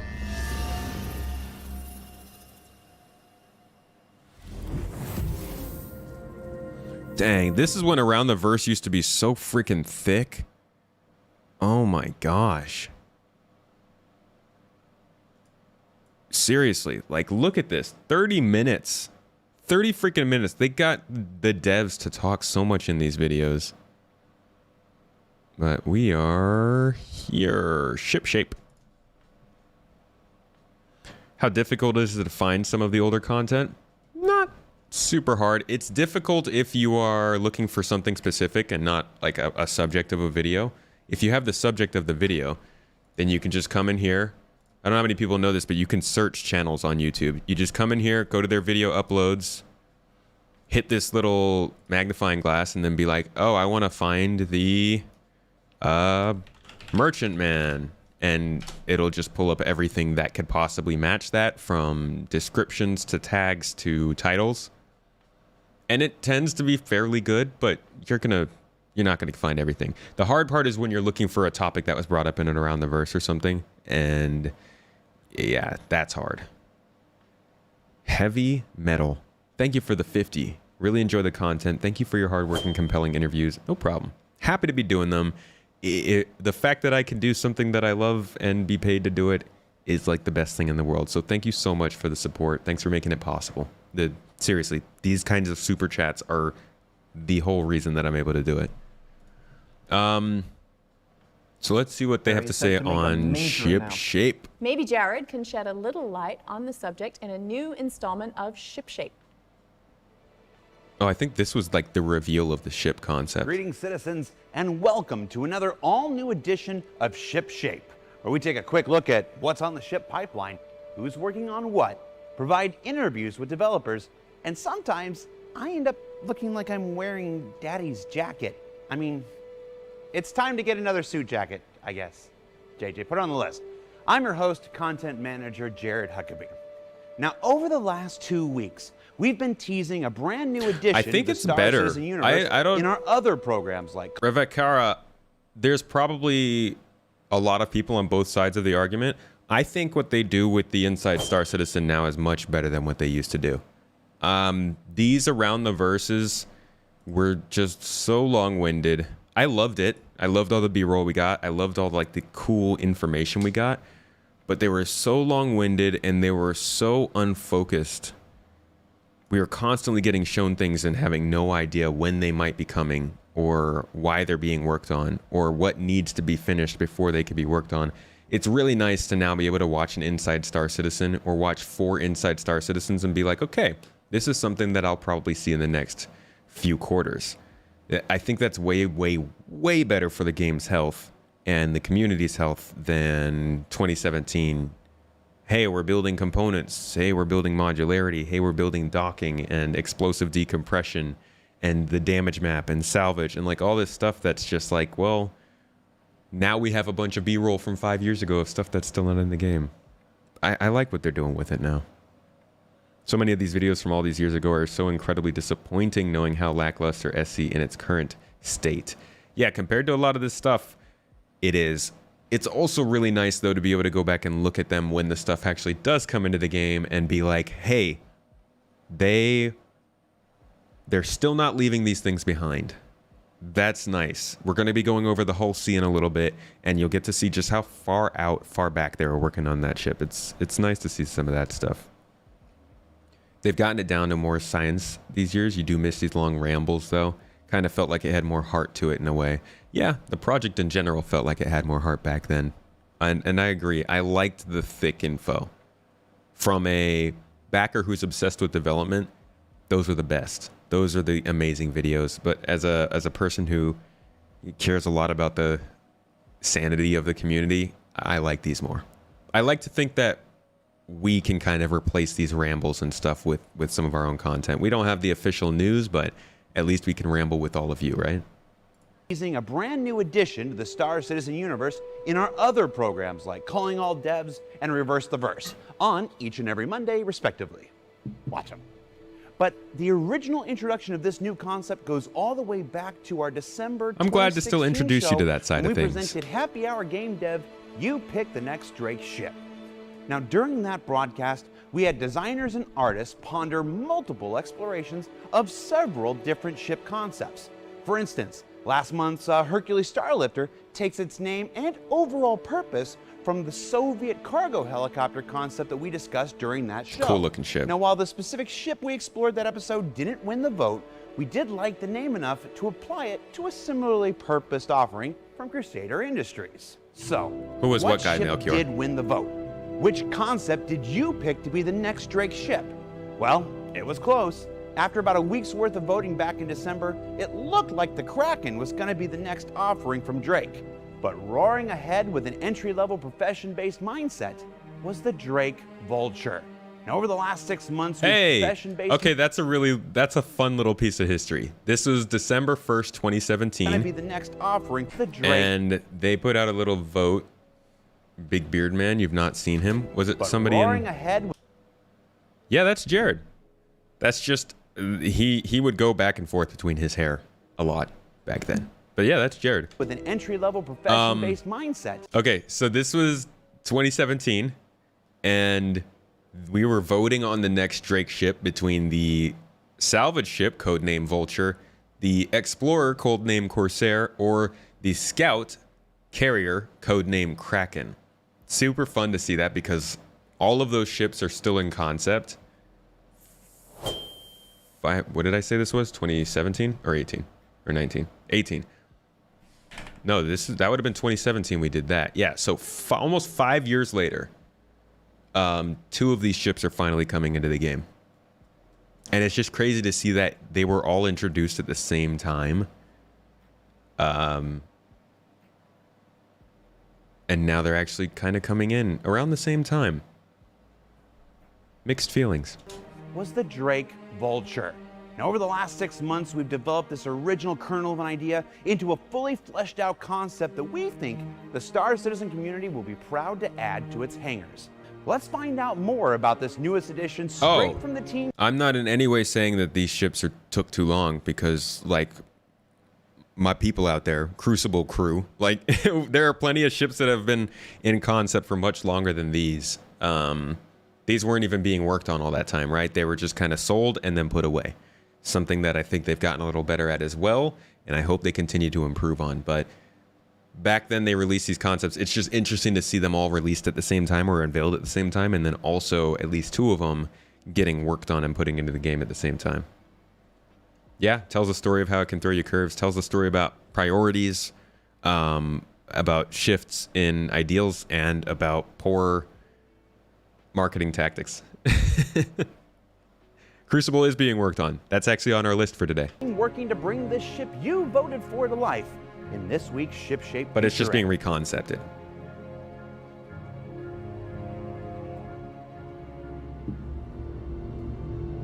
The Vulture is a single-person ship, so it's designed for the solo player. Players that want to get into the salvage career, that's what it's built around. That is its sole purpose. The inspiration for the ship was from the Dragonfly. You have 2 arms on Drake Dragonfly. You see them as well on the Vulture. However, this time they have a different purpose, which is dragging in salvage, processing it. Got a little bit of cargo space to store all the processed salvage or other cargo if you wish. It's designed to sort of sneak in, do a bit of salvage work, process that, and move on to the next place rather than something like the Reclaimer, which is just a huge target. But obviously the size of it... Yeah, we'll be looking at the Merchantman after this. How do they justify selling ships like the Odyssey and Perseus if they have all these unreleased ships in the backlog? Honestly, the justification is just that people will buy them. They wouldn't do it if people didn't buy them. And that's part of the funding that I don't like. In my opinion, I think concept ships are okay as long as we know that concept is going into development right after. But a lot of times, especially way back then, 2014 through 2018, they would release concepts and have literally no plan for production in sight. And that was kind of, it was on the player to either stop yourself and say, hey, I don't know what this is actually going to be, or to buy it and hope it's going to be something that you like. And yeah, it's honestly, I don't like it. It's not great. There's not really any justification other than we will make it eventually. And I would say our own self-described justification is probably that the longer the ship takes that you like, the better it's going to be anyways. So if you can, if you can just like turn away and not look at it, it'll turn out better. But ultimately, that's why I tell people don't buy them. Just wait. Yeah, they end up, the newer ships end up having to go back through work to be kept up to date with the other stuff. What ship would I like to see? The Vulcan. I really like the Vulcan. I think I missed something up here. Boo, boo, boo. Don't know where it is. At some point, they will be going backwards with their income, and they will be pressured to start shipping promised work. I don't think so. I honestly, I don't.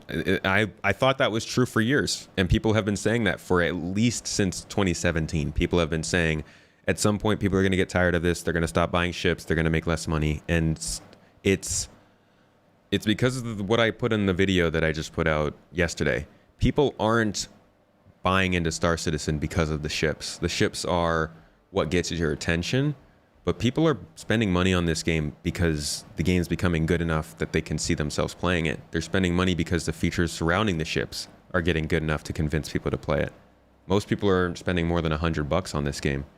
And I think that as long as Star Citizen continues to build a functioning game that's seeing features added and whittling down on that list of concept ships, then they're in a pretty good spot. I don't think that they're going to start making less money for that. They might make less money because of a recession or something, but I don't think the old ships are going to make them have less money. It is, you can't take this little ship. Don't you worry that they would have to rework a lot of ships? I do. And that's why we've been keeping an eye and ear out for when they finally get to that point where they're like, okay, the ship designs, the features, the functionality, the resource management, the components, the actual features of the ship are set in stone, so they don't have to do that anymore. Struts or screens getting in your way when you're flying around.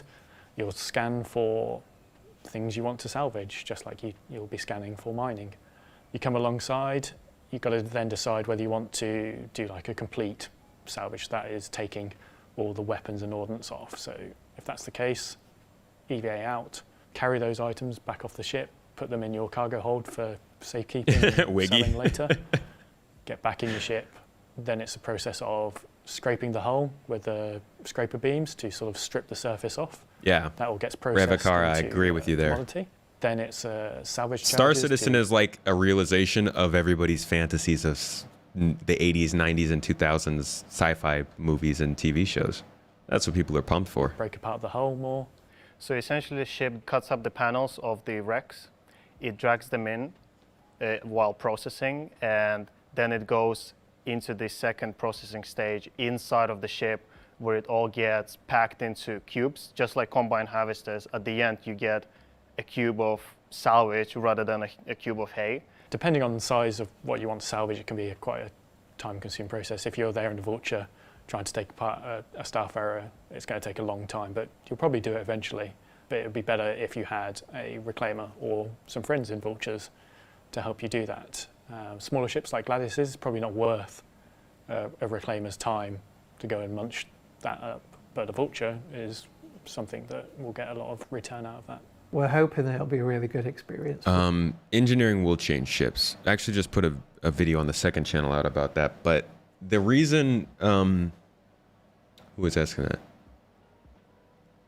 that? Genesis. The engineering gameplay had to be designed, so they couldn't actually design it because they didn't know what kind of possibilities they'd have, right? The whole time they've been building the game, they've been building the game engine, the ability to make the features for the game. So they couldn't put the code into the actual like program back in 2013, 2014 when they conceptualized engineering gameplay. But if you look at Star Citizen engineering design docs, you can see that the concepts and the idea for what they wanted to do with it, let's see, was, whoops, wrong one. This stuff was already in concept. So they designed the ships with these kinds of things in mind and that they would have to do these things. But since the game engine didn't exist, they couldn't actually design them until they built the game engine. But they needed to fund the game engine by selling ships. So they had to make the ships first so that they could sell, or they had to make the ships first so they could make the money.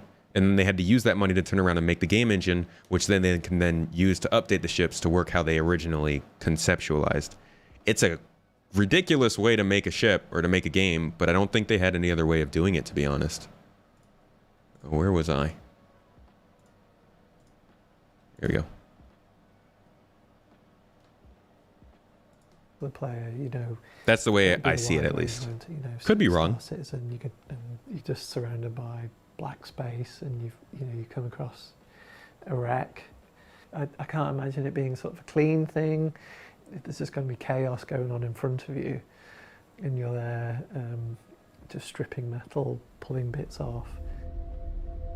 It's kind of how they made this Vulture from too. Inside out, meaning They designed it for salvage and then figured out how salvage worked and then updated the ship And first thing was to work with it. maximum visibility. So the cockpit hasn't got any struts, or it has only 2 for the doors. So you can see the entire processing while you're doing uninterrupted, and I think it's amazing. The ship has a extensive set of animations. It has a front jaw door where the processing happens for the salvage, and as well in the cargo room, there will be an animation for the grinders, pretty much like on the Aegis Reclaimer. It has 2 stages, one landed, when everything is sort of flattened out, and as soon as you go into the space, or you take off and go into the salvage processing mode, the front arms, they go down.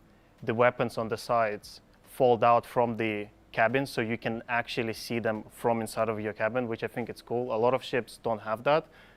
All the animations that will happen on a ship, you will see them, including the cabin. It's got a unique Love set some of animations. a moving chair, and everything sort of attached to the cabin, and it unfolds as you boot up the ship. Not only a screen turning on, but it's actually appearing in front of you, which gives a lot of visibility and cool factor. Another cool part about the ship is how you climb onto it. So you don't just go through the door or a cargo bay, which you can, but you have to climb the arm, climb the ship, get into the cabin. It's a very Earth-like process applied to the very sci-fi design, which I think is awesome. Cool, dude. Thanks. All right, so that's the Vulture.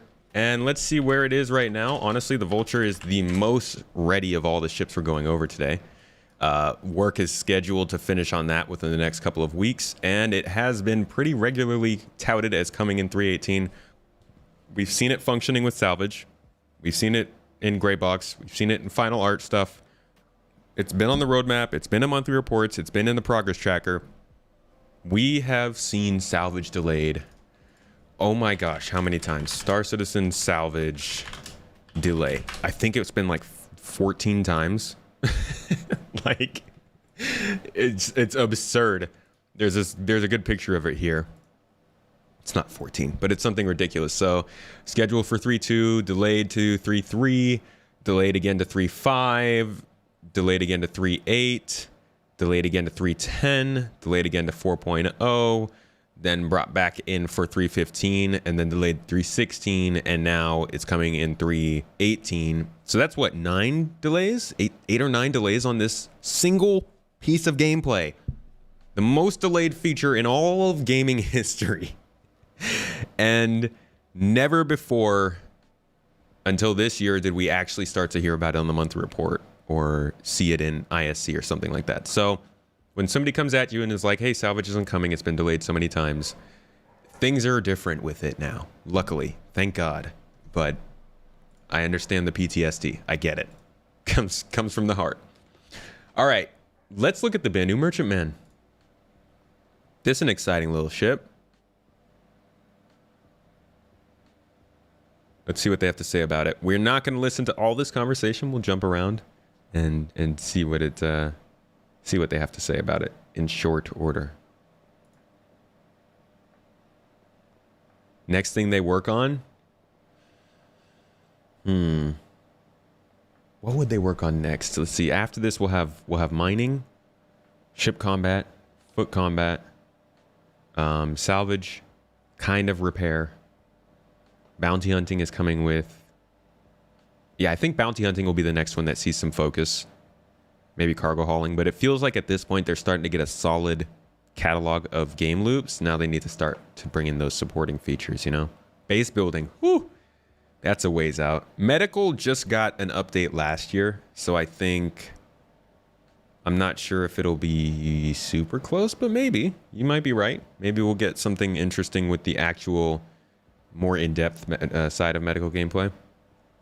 But yeah, I would really like to see them focus on cargo hauling and getting the economy into an actual place. I think one of the most important things besides the new player experience they can work on right now is making sure the economy is something that we can rely on. Or else none of these game loops are going to be any fun. Let's talk about the Banu merchantman. Oh, then. you guys are quiet. That ship that's been around for For a long a time. long time now. Yeah, when was the Banu Merchantman Waiting quite a while for this. Yeah, we haven't really shown announcement? a huge amount of it beyond those original concept images. So No, and I think you know, this is my second round on this, so I think maybe like 3 Is years this where ago, we did an initial concept. Yeah. So it was at least 2014, Defender, I guess. at least 8 years ago, that they were talking about this ship in depth. So this is one of those older concepts that has been sitting around in waiting. People have been wondering, when are we going to get it? What's going on with it? 8 years later. I can't actually remember. So long ago. Yeah. These are the ships that we get in 2013. These are the ships that we get in that I point people towards, the commenter in chat earlier. Say, I understand where people might come from when they're like, okay, they're taking old money that they made for this stuff and they're using it to make things that entice new people, but they're very clearly still working on the stuff that they were telling the old backers about. So it's clearly, it's not a, like, that's why the question of when does this become a Ponzi scheme, I think, is very obvious. It's when this stuff stops happening, and they're clearly not leaving this stuff behind. But sure, let's I think What we've seen looks nothing like the So concept there's a few art. things that need to be updated for the merchantman. Obviously, we've talked about this many times in the past as Star Citizen Remember develops, though, the things concept get art is added, 8 years things old. get refined, we improve our workflow. So They didn't even have a design guideline for the species at that point. It's a bummer that it doesn't look quite as aggressive, but it also would probably look really out of place next to things like the Defender. But one thing we had to do was look at the size and the scale of the ship, because I think it was 160 meters wide and 160 meters long, so it's in essence a cube. But It's a very tall ship. There's probably just a few ships that are saved for Squadron. Not many. I think they're working on them at the same time for Star Citizen. yeah, so we need to make sure it fit everything in. So it's always a good starting point. The cargo numbers they've never really been changed since they were originally concepted as freight units, not standard cargo units. So the scale of cargo has changed since we did it originally. I don't remember. They did sell the Yeah. ship based off the concept It's a art. long That's why I tell people don't buy the concepts, because anything can change. For my long time. time ago. It's The a bummer, marketplace but slash like bizarre.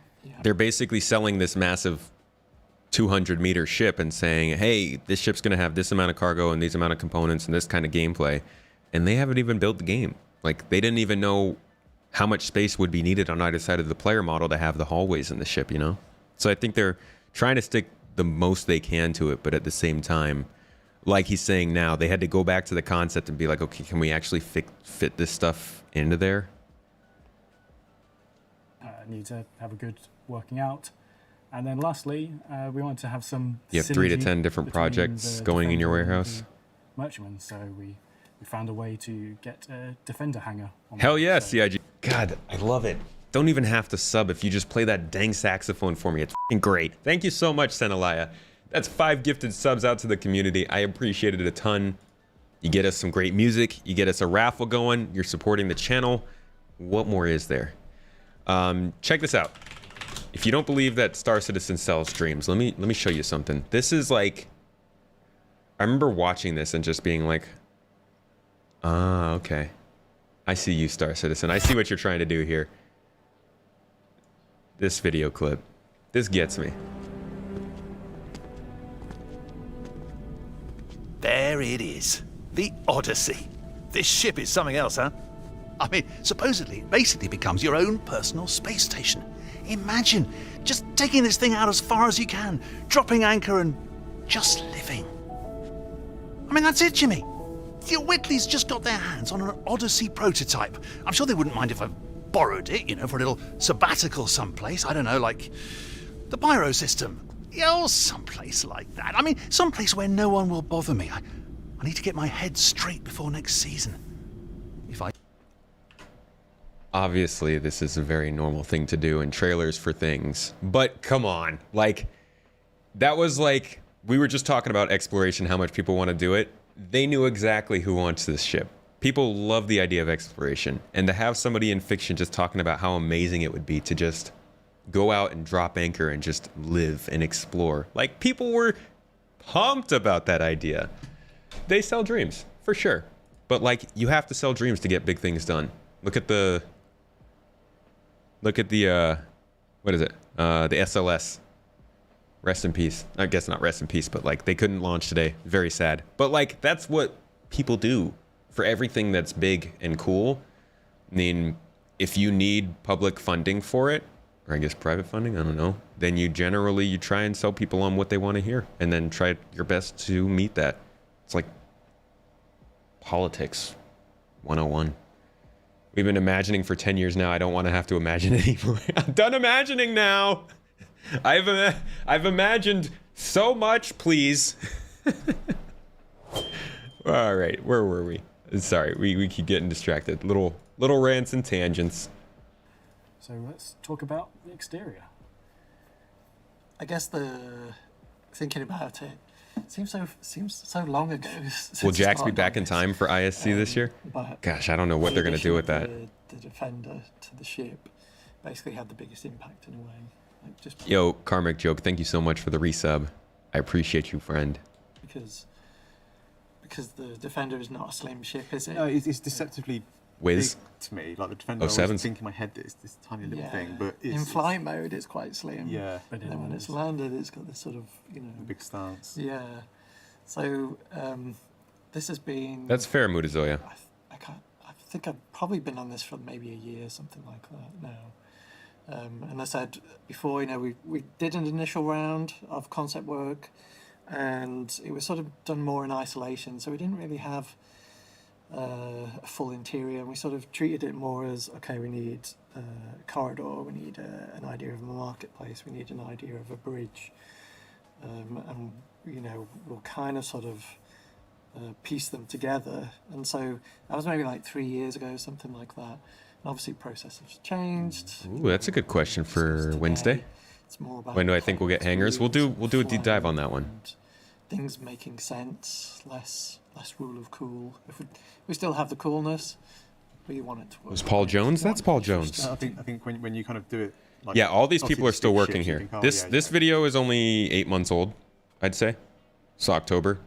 Yeah, it's like 9 months old. We can make whatever room this size and it'll be fine, but that kind of always sets us up for just a lot more headaches when it comes to our side. So by you spending the time to actually like fully flesh out the interior, it just saves us so much time when we come to actually do the production side of it. Definitely.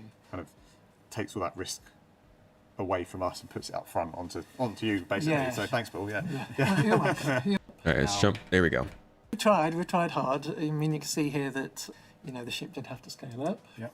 We talked about earlier, we have those hanger metrics, and scaled up it now. So this is kind of, you can see the original on the right side. Just kind of shows that they got away from the concept art pretty quickly, because this original is years old at this point, and was what the ship was planned to be.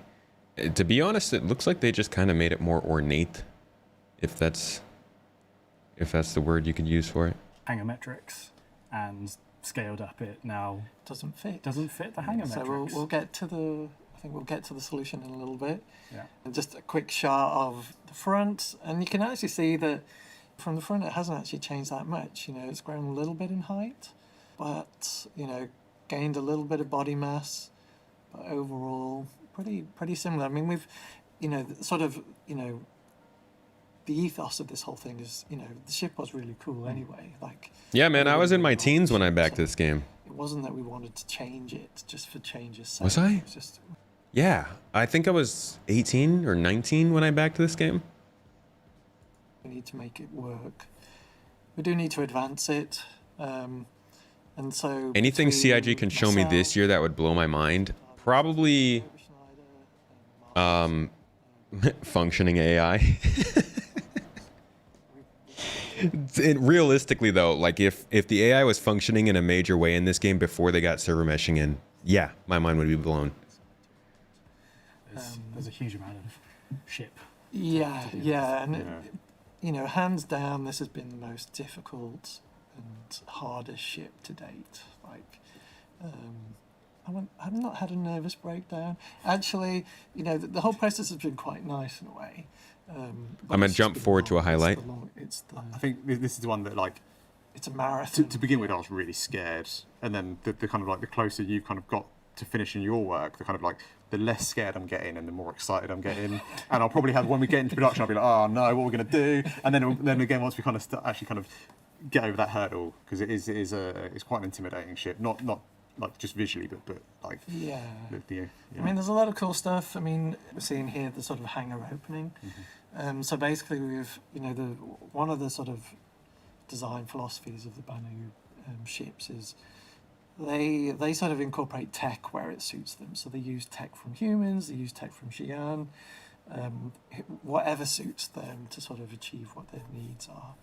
So for this ship, we've leveraged More missions, yeah. tech, so it's a lot of that. That's good. I'm glad they've been adding so many missions this Stuff year. doesn't have to be physically connected. They're not crazy cool missions, but they are new missions, which has been nice. But it never really had a function. You know, some people called it the paddle, some people called it the flipper. But Chris was like, okay, it needs a reason to be there. It is very dominant.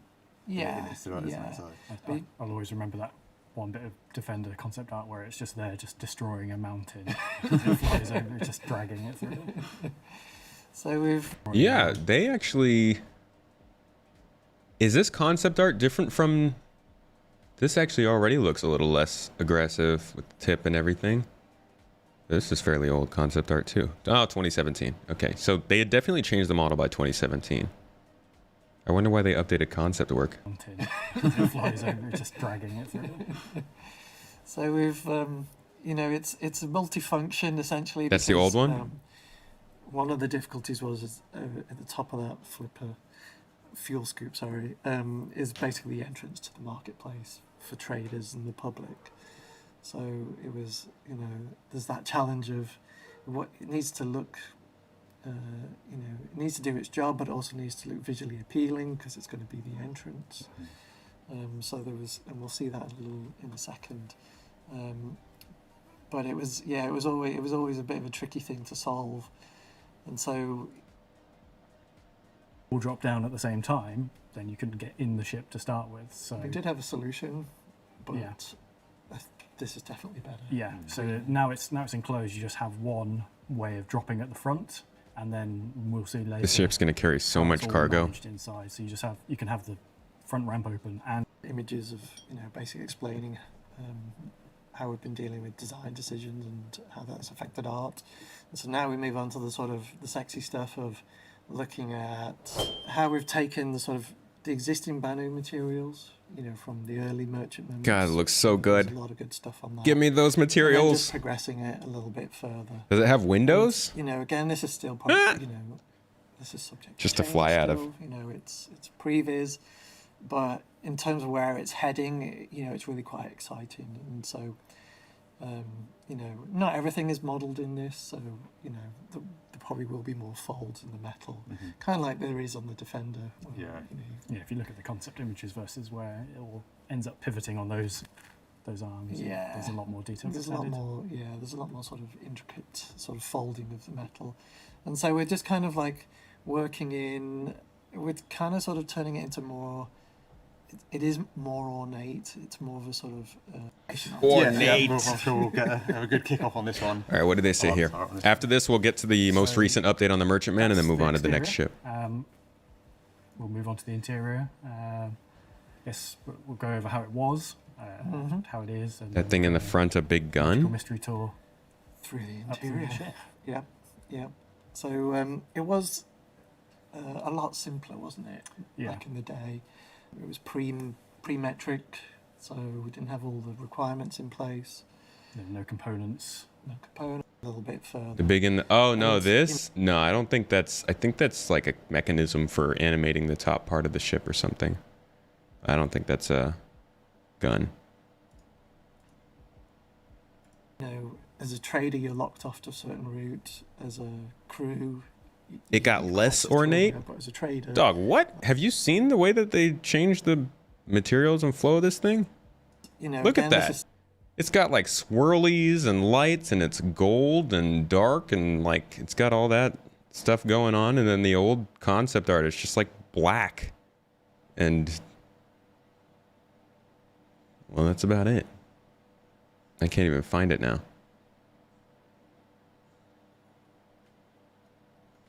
Where were they talking about it?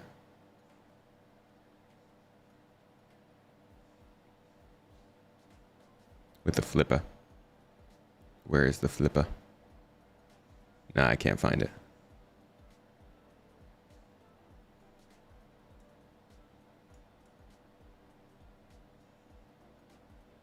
I think that it got a lot better in terms of like the detail and design. But who am I? And so you can see from this cutaway, and it's kind of hard to show all the pathways in this ship. I feel like I'm banging this drum, but again, we did a lot of work on pathways and navigation. And so you can, you know, as a trader, you're locked off to a certain route. As a crew, you've got access to everywhere. But as a trader, like, okay, well, you've got these areas you can get to. You can come in from a docking collar, and there's two different docking collars. You know, there's the larger ship one on to one ship side. and ship to station. Yeah. And then that funnels you into the marketplace.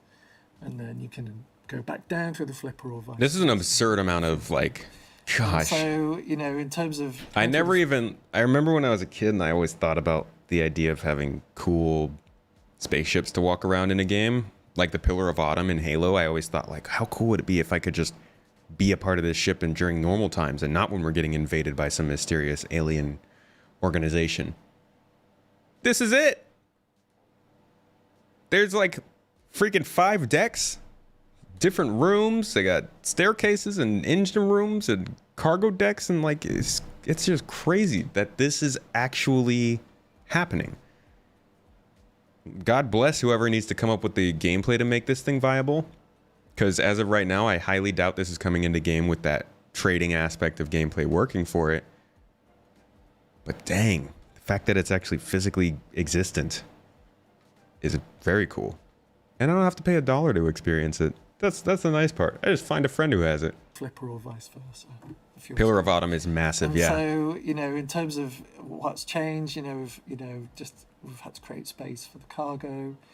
You know, the hangar for the Defender, that was a massive one. So a lot of just shifting the internals around. Catch you later, Skipster. You know, there's 2 elevators in this. There's one for crew. There's one for traders. Just need more spiky ships, Jack. Kind of like builds on the experience of someone coming to buy stuff there, though, and to me that's... All right, so here's where they talk a little bit more about the gameplay. We'll listen to this for like a couple minutes, and then we'll jump to the actual video that shows the work in progress in game on this part. The marketplace is the elevator shaft, and so you can then go up there into the negotiation room, which was in the original. One of the images that everyone remembers from the original concept was that room with the table and looking out over the cargo. And so we've kind of kept that. And we'll Skipster, you're hopping out. But before you get there, you come out of the elevator and you're sort of in a central corridor, which also leads to guests' habitation rooms. So in law, these trades often take a long amount of time, so there's a lot of back and forth with the narrative team on this ship in particular with how do Banu trade, how do they eat, I don't remember the Pillar of Autumn ramming a ship. I think that was the Infinity you're thinking of. It's long but the Pillar of duration. Autumn was freaking huge. I think it was a frigate.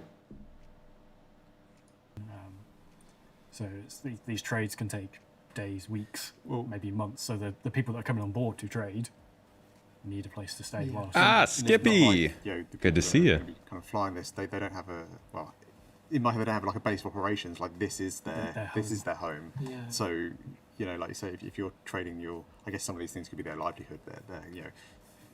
They're trading these really expensive high-end items, and that's kind of. And you want them to feel special, like you know, the thing about this always has been. Okay, Skip. I thought you were headed out. Making the people. No problem. Everybody needs a Star Citizen break, a tea break from Star Citizen. And so you can see here, you know, in this image we've got massive gemstones, there could be whatever, but in terms of lighting opportunities, you'll have the core sticks and the light. If they're rotating, there's a lot of cool opportunities. And so here is the conference room, which we just mentioned. In the original concept, it was smaller, a lot more compact. But obviously, the ship has got bigger, and therefore we've got more space. But also, the Merchantman is one of those ships that I'm just like, what? How is this gonna translate into game? How are you gonna do this? So they spend a lot of time going over it in this one. Let's jump to the interior because that's the most interesting part. Nicer kind of silhouette when you see this thing parked. Let's move inside. Let's start with the bridge since we're already there. Okay, so yeah, Dream the hunk. interior of the ship, like I say, is the main. Like you're going to see now, is mainly in kind of white box. The concept mesh gave us like a really good starting point. As always with concept meshes, we had to do a fair amount of kind of optimizations and remodeling to kind of get it to the point where we can get it into engine and kind of start walking around it. The bridge is. Box walker, I feel you.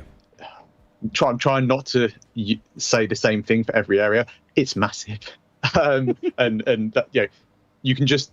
Any area of the ship you go into, just know that in the back of my head, I'm thinking it's huge. We've obviously... That's a pretty key thing I think I'm seeing from Banu vehicles is that they're very much about showing off. They're very much about showing how much luxury they have when they have it. So they're not efficient with the use on these ships. Like, they're not trying to make small hallways. They're not trying to make efficient walkways or, a way to change the decks that is taking up a small amount of space. Everything seems like it's made with extra space, with like a true luxury kind of experience, 890-esque. You got the kind of like the 4 control seats. And Mark, do you want to talk through the different functionality stations? Yeah. So as ever, the Banu don't have captains. They're a very family communal sort of unit, so it didn't make sense to have a primary captain station for the bridge section. In reality, everything would be relatively even. So we have the pilot seat and control, which obviously with a ship of this scale, it's very difficult to get a good view from the pilot seat, to get a good view of what's actually happening. So a lot of the animations need to be very alien so that you can get the pilot into a good position so they'd be able to see what they're doing. When I say like the larger spaces, I mean wide-wise. Like when we go into the rooms and stuff, you'll notice that the walkways around tables, around meeting areas and little shops and stuff are very wide compared to something like a 600i, which is also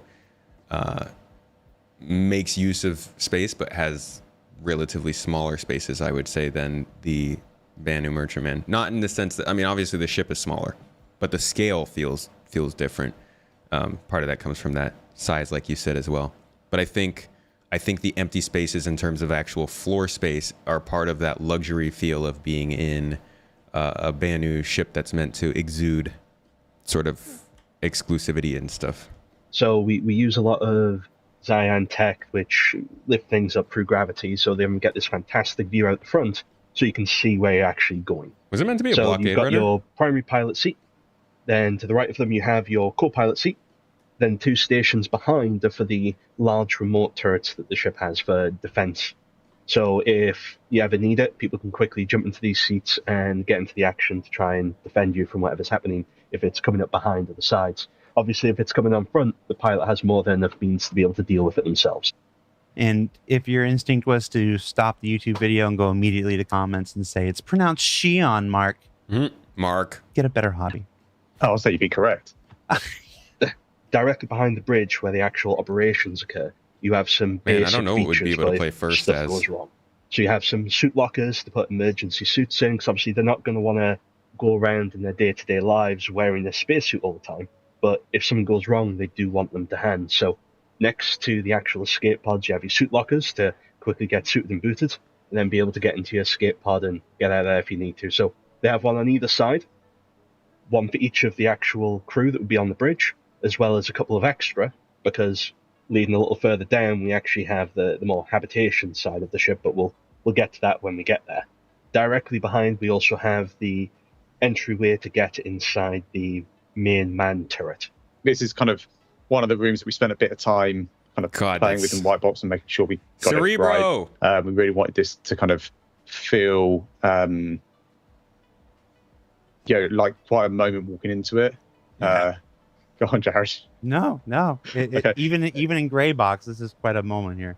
Yeah, there was some really nice bits in the kind of concept where you had these kind of like these like lit walls, and we tried to kind of pull some of that into. And I think it's almost having that. Wait, hold on. What? $2,000 freaking dollars? Oh my God, are people actually paying $2,000 for this?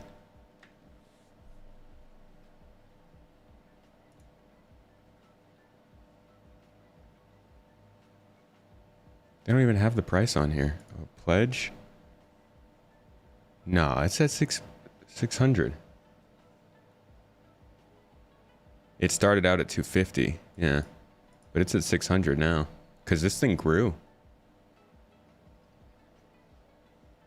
and it's also got an alien tax. More expensive than an equivalent human ship would be.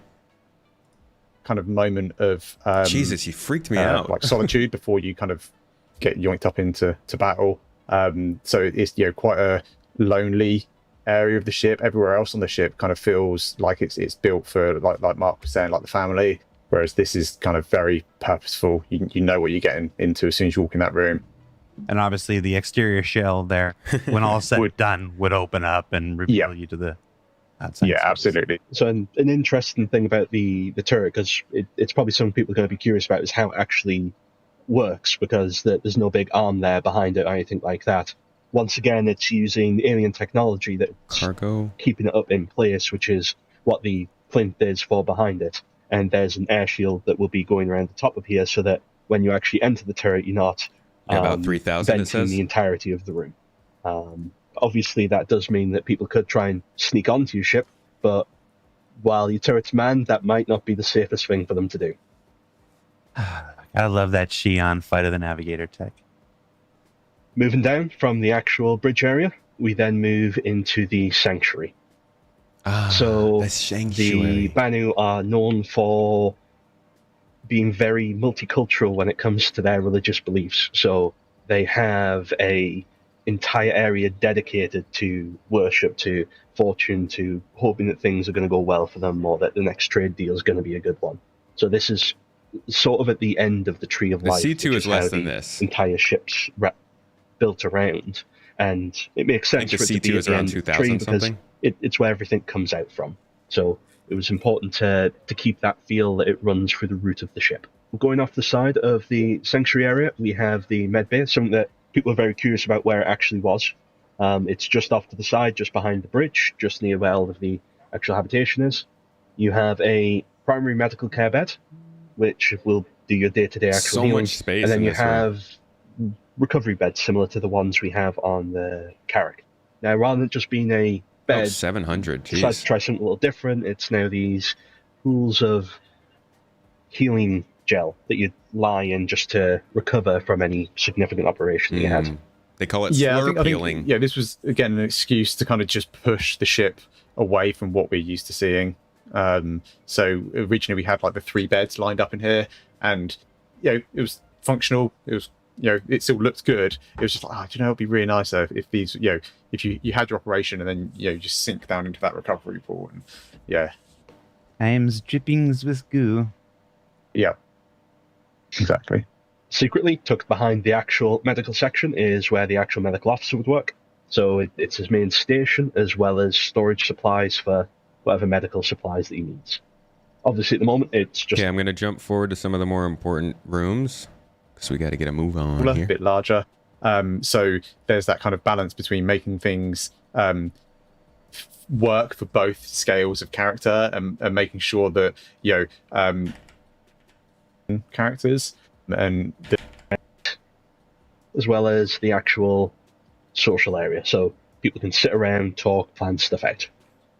And I think one of the things that we try to tackle here is obviously we have very strict metrics for our human characters, and the Banu as a race are generally a bit taller, a bit larger.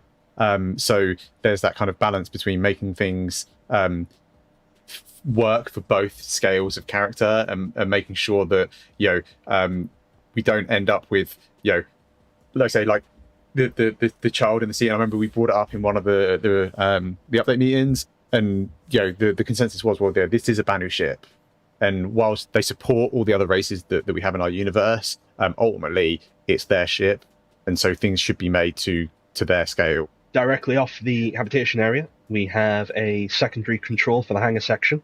So if someone needs to actually be allowed to enter into the hangar, you have a separate control room to allow you to open up the hangar doors to permit the additional ship to come in. Once again, it's standard doors, but the whole animation, all of it's very alien. And obviously, when we get to kind of final art, we'll dress this up so there does look to be some functionality there, because we don't want it all to be space magic. It still needs to feel like there is kind of mechanisms there that are supporting these things lifting and being able to kind of hover and float. Coming off the habitation area, we have 2 staff lifts. So these ones would be specifically for the staff to allow them to move around the ship a lot easier. We'll come back to them later because there's a better point to show them, but they just give you more access just because of the size of the ship. We needed to have multiple ways to get up and down. Otherwise, if you want to get from one part to another, you'd have to run the entire length of the ship, go down the floor. That's because it's freaking huge. Let's see what room this is. Just on a lot of our human manufacturer ships, whereas everything's hard and angled and flat. Really, the only thing in this ship that's flat is the floor. So the negotiation table has 1 seat at the top for the actual mediator, which obviously would be a member of the crew, and then even number seats on either side for the delegates to have their discussions. From the actual meeting room, you get a fantastic view of the cargo hold, where all of your goods would actually be stored. As you can see, the amount of cargo that the ship holds is colossal. And it's ridiculous. Just the sheer volume. Oops.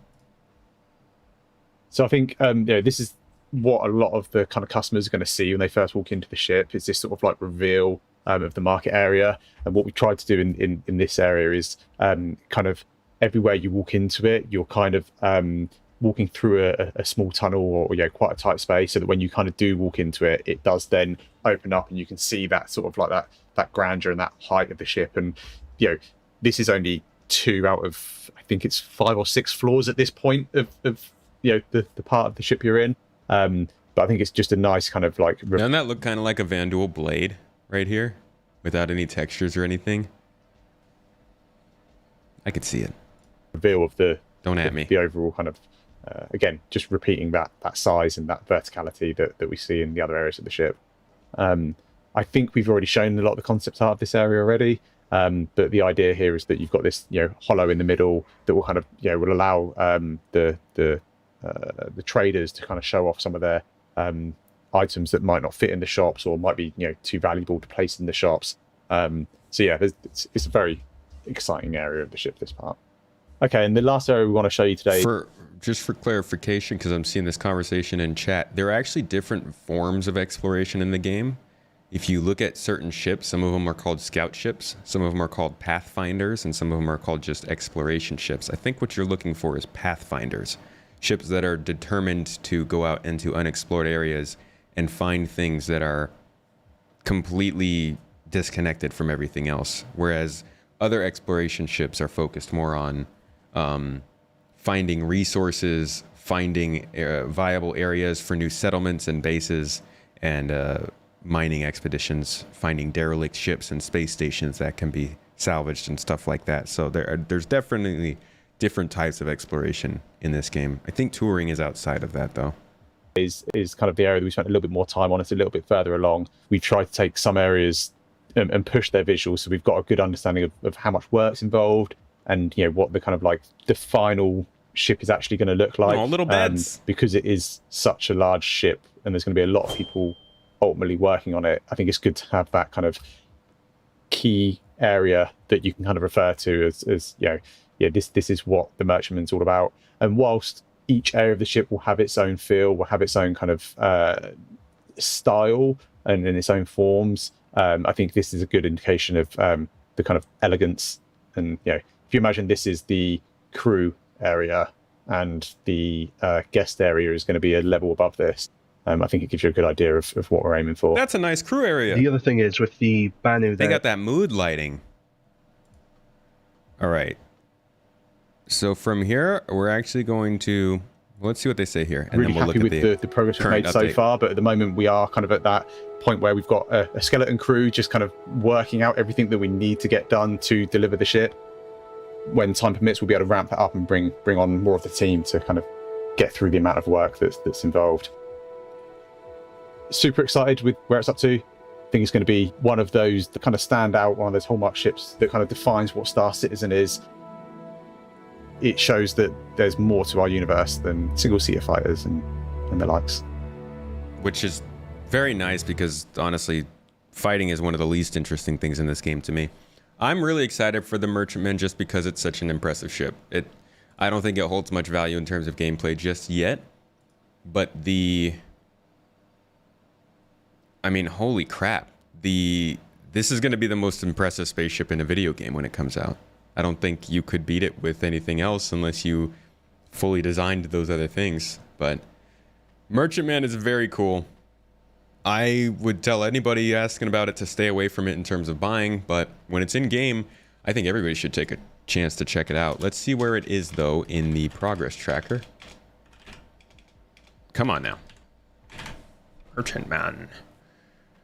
So it's plenty of time left. It's been getting worked on for quite a while. It got probably some concept updates all the way back here. This is the vehicle concept art. Yeah, so it's getting some concept work. And then the vehicle team kicked in and started doing some work. And then the weapon content team probably had to get Banu weapons done. Narrative team picked up a little bit, did some stuff on it. VFX started getting in. And when VFX is getting involved, that's when you know the ship is starting to wrap up. So the EU vehicle team is still working on it until March of next year. I would expect to see this maybe in a year's time. Maybe summer of next year, fall of next year. So we've got some time for the Merchantman, and it has shifted around a little bit. So I wouldn't expect it anytime before July of next year. Cool ship, though. Looking forward to seeing it. Next up, the Legionnaire. This is a newer one. Not much info on this, so it won't be too long, but let's see what they had to say about it. Nah, I don't think they'll get it by 4.0. It would be cool if they did, but there's so many different things that are going to have to come in 4.0. I could totally see the Merchantman hanging off, but we'll see. Maybe.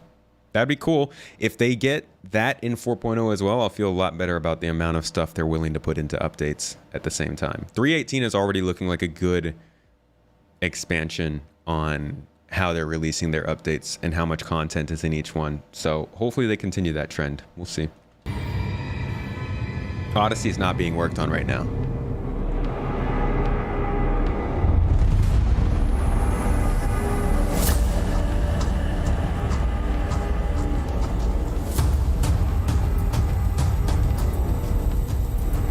Imagine if the Carrack had an alarm like this. Going to do something that we've not done in Star Citizen before. You're going to be forcibly boarding another ship. You know, with the ships, it's always an advancement, right? So the Anvil Legionnaire. This is CIG doing what they do. This could have probably been a feature. Like they could have started this out as just your ability to hack a door from your mobi-glass and board a ship, but they linked the feature to a ship. I have thoughts about it, but above all, I'm very hopeful that they expand hacking gameplay quickly from here, because it feels a little bit prospector to me. And luckily, it's not something that is as definitive as mining. Like, hacking isn't a major game loop being kept into a single ship, but it also doesn't feel like something that needs a single ship as much as mining does. So I hope that with hacking coming with the Legionnaire, we also see hacking as a standalone feature. Yeah, so we do have cutters, and that is a way to break into the ship, but as far as being able to actually just open the doors from the outside, I'd like to see that from more than more than just the ship. You hate how they talk about boarding actions being a never before thing that's been done when it's been done by players for literal years. I think they're talking about how they have not designed it into the ship to force the thing that they're saying has never been done is you can basically override a current feature. The current feature being that you request permission for docking and you get approved. They're saying that this ship is allowing them to, for the first time, forego that function, whether that's landing or docking or anything like that, and force it to happen on your own terms. I think that's really where they're coming from. There is our new ship. It's a boarding ship. It's for a 2-man crew. This game does have RP potential. 8 people in the back, and basically it's essentially for a hostile takeover. I think this is a very sort of iconic looking ship. We did some really cool stuff in like the experimental phase. We had like sort of crazy. This is, you're not going to be boarding ships at 1,200 meters per second, but you're going to get disabled. Like the whole point of the damage system of component systems is to be able to disable ships so that you can board them. That's actually a pretty big part of the planned gameplay. Crazy arms and things that could basically sort of latch onto ships. But I mean, ultimately, because you've got to take into account all the other ships that are in the universe that can be boarded, you kind of have to come up with a really sort of simple universal system, which is kind of why on this Legionnaire it is such a simple mechanic, essentially. The Legionnaire fills a gap in our lineup for both more lawful and less lawful careers where you need to take charge of a boarding's been done before. Traditional flow for ship. No, I get that he was saying that boarding's been done before. I think what CIG themselves were saying wasn't necessarily that boarding has never been done, but that you currently can't override a ship to do it. You can only damage the ship enough to get on board, but you can't actually hack into their system and have it allow you to come on board. Thing is the person who wants to dock to the other ship requests it from the parent ship, and it's on the parent ship's time to disable will be a key accept thing. Or deny that. Whereas the Legionnaire has onboard hacking abilities using the hacking minigame to perhaps forcibly override that acceptance and allowing it to happen instead. For players that are on the lawful side, its prime use is bounty hunting. For those perhaps with more military focus, it is like Anvil's dedicated military boarding ship. And for those on the other side of the spectrum, piracy is its main role. So you are there able to attach and board other ships and take their crew, goods, or ship itself. That's the Anvil Legionnaire. Looking forward to this one because it's a ship that appeals to both sides of the law. It brings with it a new side to an existing gameplay loop or existing gameplay loops. It expands upon them, and it's something that I know a lot of players have been waiting for a long time, is that the ability to board other ships forcibly, because it takes away that safety a lot of players have at the moment where I'm safe on my ship, no one's coming on here without destroying me. So people are really going to have to start thinking twice when these things hit the persistent universe. Invictus Launch Week is back, starting tomorrow as we welcome the UE. That's all we have on the Legionnaire. Pretty fast in terms of work being done on it. It started around, actually before they announced it, I think it started at the end of 2021. Yeah, so Q4 2021 it started. Looks like it was actually the concept art team, of course. They get their concept work done. The concept was launched around this time. I think it was April, May. And then narrative's got some work done on it. And then now it's been kind of off the books. I think they're not doing any work on it. And then EU vehicle team, actually this is probably maybe art stuff, but it hasn't been on the monthly report. So they're probably not doing much work on it. Ow! And won't be until next year. And again, see, this is yet another ship that I'm like, I see it finishing up work in Q1 of next year, and it's like, is this gonna be 4.0 as well? They can't just keep stacking up things for 4.0, so maybe this will come later. I'm not sure. Non-compliant boarding will not be a thing if a target is non-compliant. it will be made compliant in order to board. Comply! They would need a combat shield to combat the nades. Yeah, so they actually already said that the hallway that is used for boarding from the Legionnaire has armor that pops up to protect the people who are boarding. So you should be able to hold them back while you get on board. Knowing that the Legionnaire is used for, why wouldn't you just shoot it down without question as soon as you see it? The same reason you're not going to shoot down a Mantis as soon as you see it. You know what it's used for, but you don't necessarily know if they're going to use it, how they're going to use it. You don't know if they are hostile, or very much the Legionnaire might not ever show up until the combat ships take care of you already, and then you can't defend yourself from it. But I think every combat scenario is going to have a lot of people who think about the questions that you ask about a ship and then figure out ways around it. You know, hey, the Mantis is super weak. It's the only interdicting ship. It's not the only interdicting ship, but why wouldn't I just never be interdicted? Because I could just shoot it down. Because you got some creative pirates out there. That's mainly it. Yeah, Legionnaire won't be on its own. You're going to have some people around to protect you. All right, next ship. How long do we have? Okay, about that long. Let's take a look at the Argo SRV or the Hull C. Let's look at the Argo SRV real quick, because I can definitely pass that up pretty quickly.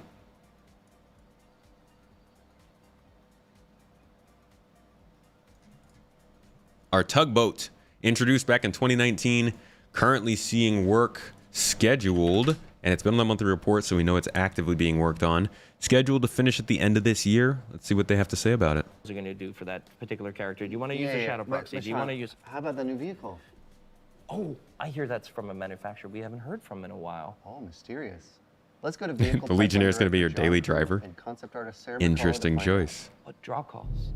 The Argo SRV is a entry-level single-man search and recovery vehicle that primarily focuses around using tractor beams. So it's our first ship that has dedicated tractor beam functionality as its main gameplay feature. Lots of... I think just like with the Vulture and Salvage, we can expect that by the time the SRV is in the game, we will have ship tractor beams in some form. We've seen them teased so many times over the last year. But I think this will be the ship that, if it's not already in game, will introduce it to us, and we'll... I really hope they don't just limit it to this. I hope we get the tractor beam from the 315, because we did see that teaser image for it. And they've talked about the functionality, but there's just not really any knowing until later. So we'll see. Quinn Trepler, thank you so much for the sub. I appreciate that late support. Did I mention the Lynx? It is, I haven't mentioned it yet, but it is on the list. Other ships do have tractor beams, but they're sort of ancillary for helping do their primary function. But it's a very collaborative ship.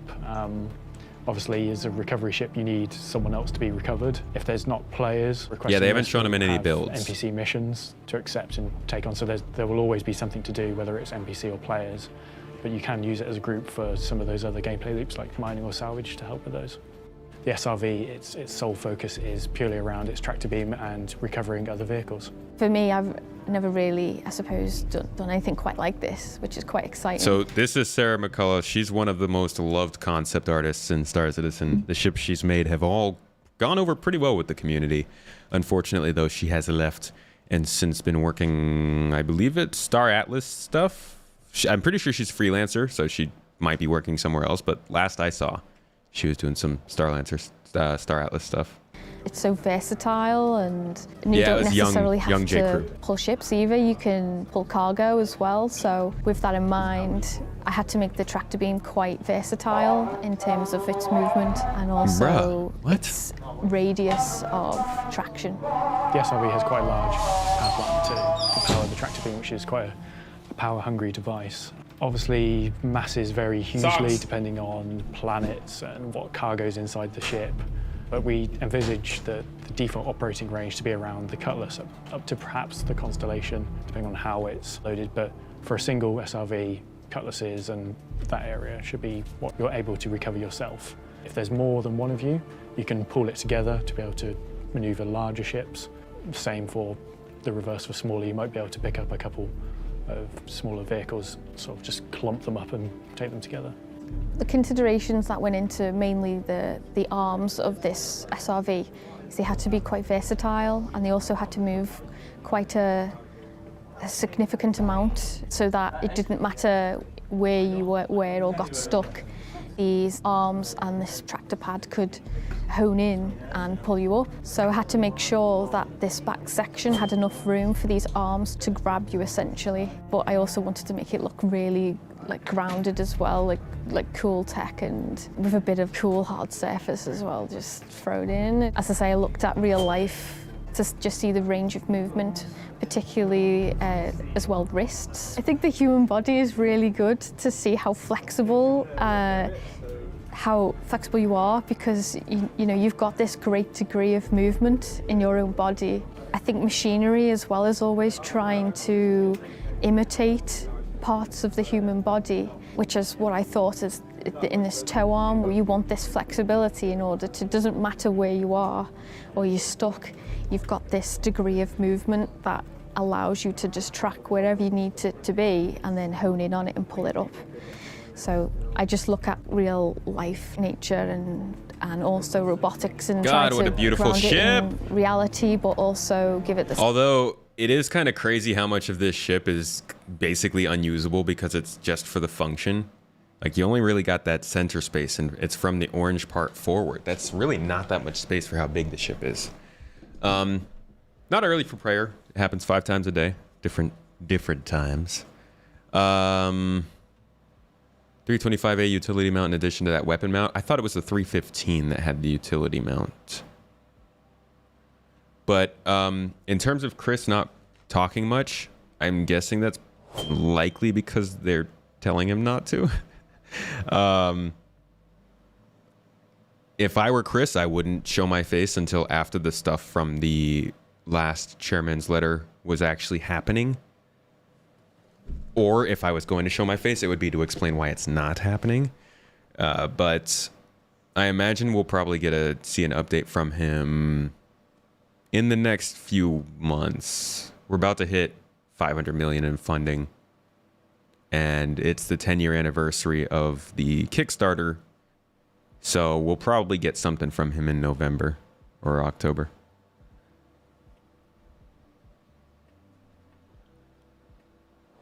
Right, yeah. 315 has the utility mount. Gotcha.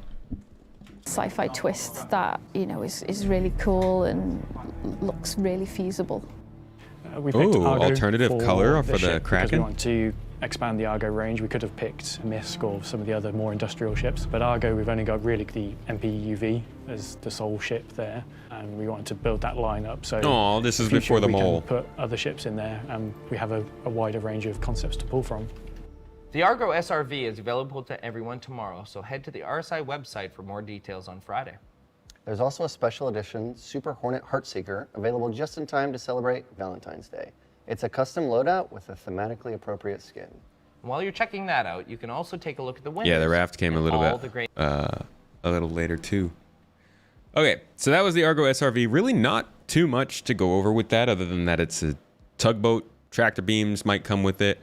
I think the most interesting part of the SRV is that they did confirm these tractor beams, not just the SRV, but tractor beams in general, will be functional with anything that's interactive. So you're not just talking about ships or boxes. They gave the example of mineable asteroids, because they are interactive objects in the world, should be able to be moved by the SRV. So you could potentially move a bunch of rocks into a small amount of area to chomp them down faster. And I'm sure there are other crazy things that we haven't thought of that are interactive in the world that would be very cool and fun to interact with tractor beams. So I'm excited to see how much of like some cool gameplay can be done with that sort of a ship and tool. Tractor beams sound like they might be a little more interesting than I originally thought. Kelser, thank you for the resub. Garden Timeversary, 18 freaking months. Jeez, dude. That is awesome. I appreciate all the time you've been here. Thank you for sticking around, watching, and chatting. Asteroid bombardment, maybe. Maybe just throw some asteroids at Earth. Not super terroristic. Kinetic bombardments. That would be cool. I didn't even think about that. All right. The another ship that I wanted to talk about is the RSI Lynx, which we actually don't know much about. We really only have this one picture. It is the luxury rover opposite the Ursa. Comes with the constellation Phoenix. And it looks like it's going to be a pretty cool little thing, but we don't know much about it other than that it was planned for 2019 and then it was delayed, believe it or not. And it's not a very important vehicle, so even though they do have some concept work going on earlier in the year and vehicle work going on later in the year, I could totally see this release date slipping quite a bit because this is not an important vehicle. This isn't something they've been gearing to get out, not something they've been updating us on or dropping in the monthly reports or anything like that. So I wouldn't put any sort of expectations on this coming out this year. At the earliest, I would say 4.0. But again, like I said, we're seeing a bunch of things get stacked up to supposedly go to 4.0. I'm hesitant to continue to just say, oh yeah, 4.0. Oh, I'm sure 4.0. I think a lot of this stuff is going to come out after 4.0. You've been looking at this game for like 10 years and you are the closest you've ever been to buying it. Do I think now is a good time to jump into this game for the first time? That's always a hard question to answer, Derek. It really depends on what you're looking for out of a game. So a lot of people ask, when will this game release? And I think the question that you're asking is a better one because people shouldn't really think about release as a time to jump in. I think people should look at what is at offer and consider that whether or not they should jump in. So if you're somebody who just is looking to get into like space and float around and enjoy the idea of it, then the game's ready for you. You're not really going to have too many struggles. You're going to run into glitches and stuff, but you'll probably enjoy it. If you're looking for a game with diverse types of gameplay that will grab you for more than a week, and when I say grab you for more than a week, I mean each type of gameplay grabs you for more than a week, gives you a sense of progression and accomplishment regularly. No, the game's not ready for that. This game is good for somebody who wants to try out cool features and live in space, but there's still so much missing. And there's still a lot of stuff that's just going to leave you kind of unfulfilled if you're really prepared for a finished game like that. I would say hold off. Come back. Come back in a couple years, probably. I know we say that every time, but with the possibility of server meshing next year, I think that's actually realistic, finally, that in a couple of years, you'll probably see a game that's worth picking up for $45. A lot of people would say it's already worth $45, but it just depends on the type of person you are and what you're looking for. Soul Scream, thanks for the sub. 07's buddy, 4 months. I appreciate you. Not sure if I saw you answer, Derek, but I do hope that answer helped a little bit. That actually helps.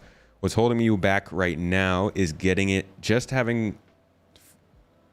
What's holding you back from getting it is just having stuff to do in game, you know? Yeah. I mean, that's the main thing, right? If you're interested in a sandbox experience, then you'll have a good time. You find an org, you find some stuff to do, and you can have time with it. But like this year, we're getting salvage, so you don't have salvage available to you right now. We're looking at an updated bounty hunting system that's being worked on right now. The new player experience is expecting an update pretty soon. Server meshing is a pretty big piece of technology that'll help with expanding the game. The Gen 12 renderer is a major part of the rendering side of the engine that's going to help to optimize things a little bit. The virtual AI service is something that's going to help us interact more with NPCs than we are right now. Shipboarding, hacking, engineering gameplay, all of these things are very realistically having an outlook of, say, 14 to 16 months, I would say, by the end of next year. So by the end of next year, the amount of gameplay opportunities is probably going to be double what we have now, because it wasn't up until around last year that they really started to kind of put more effort into those gameplay segments, because before that they were doing so much engine stuff. Just in the last year, we've gotten an inventory system, we've gotten medical gameplay, we've gotten a explosion of new locations, new missions to do at those locations. Definitely kind of a hint that they're moving in a different direction with development. So more now than before, I would say looking forward a couple of years is going to get you prepared for a much better game than it would have at previous times. Again, a lot of that, though, is dependent on what happens in the next 6 to 8 months. But we'll see. 8 to 12 months. How much Gen 12 stuff is coming in 3.18 do we know? We don't know, but I am hoping that it's finishing things up so that they could start to work on Vulcan API. 45 is cheap for what you get. Yeah, if you're just spending $45, it's really not that bad. Was I around for the drought in 2.6 and 3.0? Yeah, I was. Oh, yeah, I was weathered by that drought. I almost quit the game during that drought. Hey, I mean, yeah, inventory in quotes, Mr. Pink, but come on, you've been around. You know the extent of what we could do with our items before we got the inventory. I think for what the game offers, it's 100% worth 45 or 60, and that's only going to get better once there's just a bit more to do. I'm jumping in head first. Yeah, Derek, come through to the streams, hang out in chat, join the Discord if you like. Like, feel free to always, you know, come back every quarter and ask the same question, and I'll give you the best answer I can. Is this similar to that situation? The drought? No. The drought only happened because all of their updates were content-based rather than time-based. 3.18 is the one time where they've really kind of struggled with that, and it feels like it's more content-based again than time-based. But generally, they have stuck to 4 updates a year, and they've kept a pretty regular amount of content coming with those updates, which has been getting better in recent years, I think.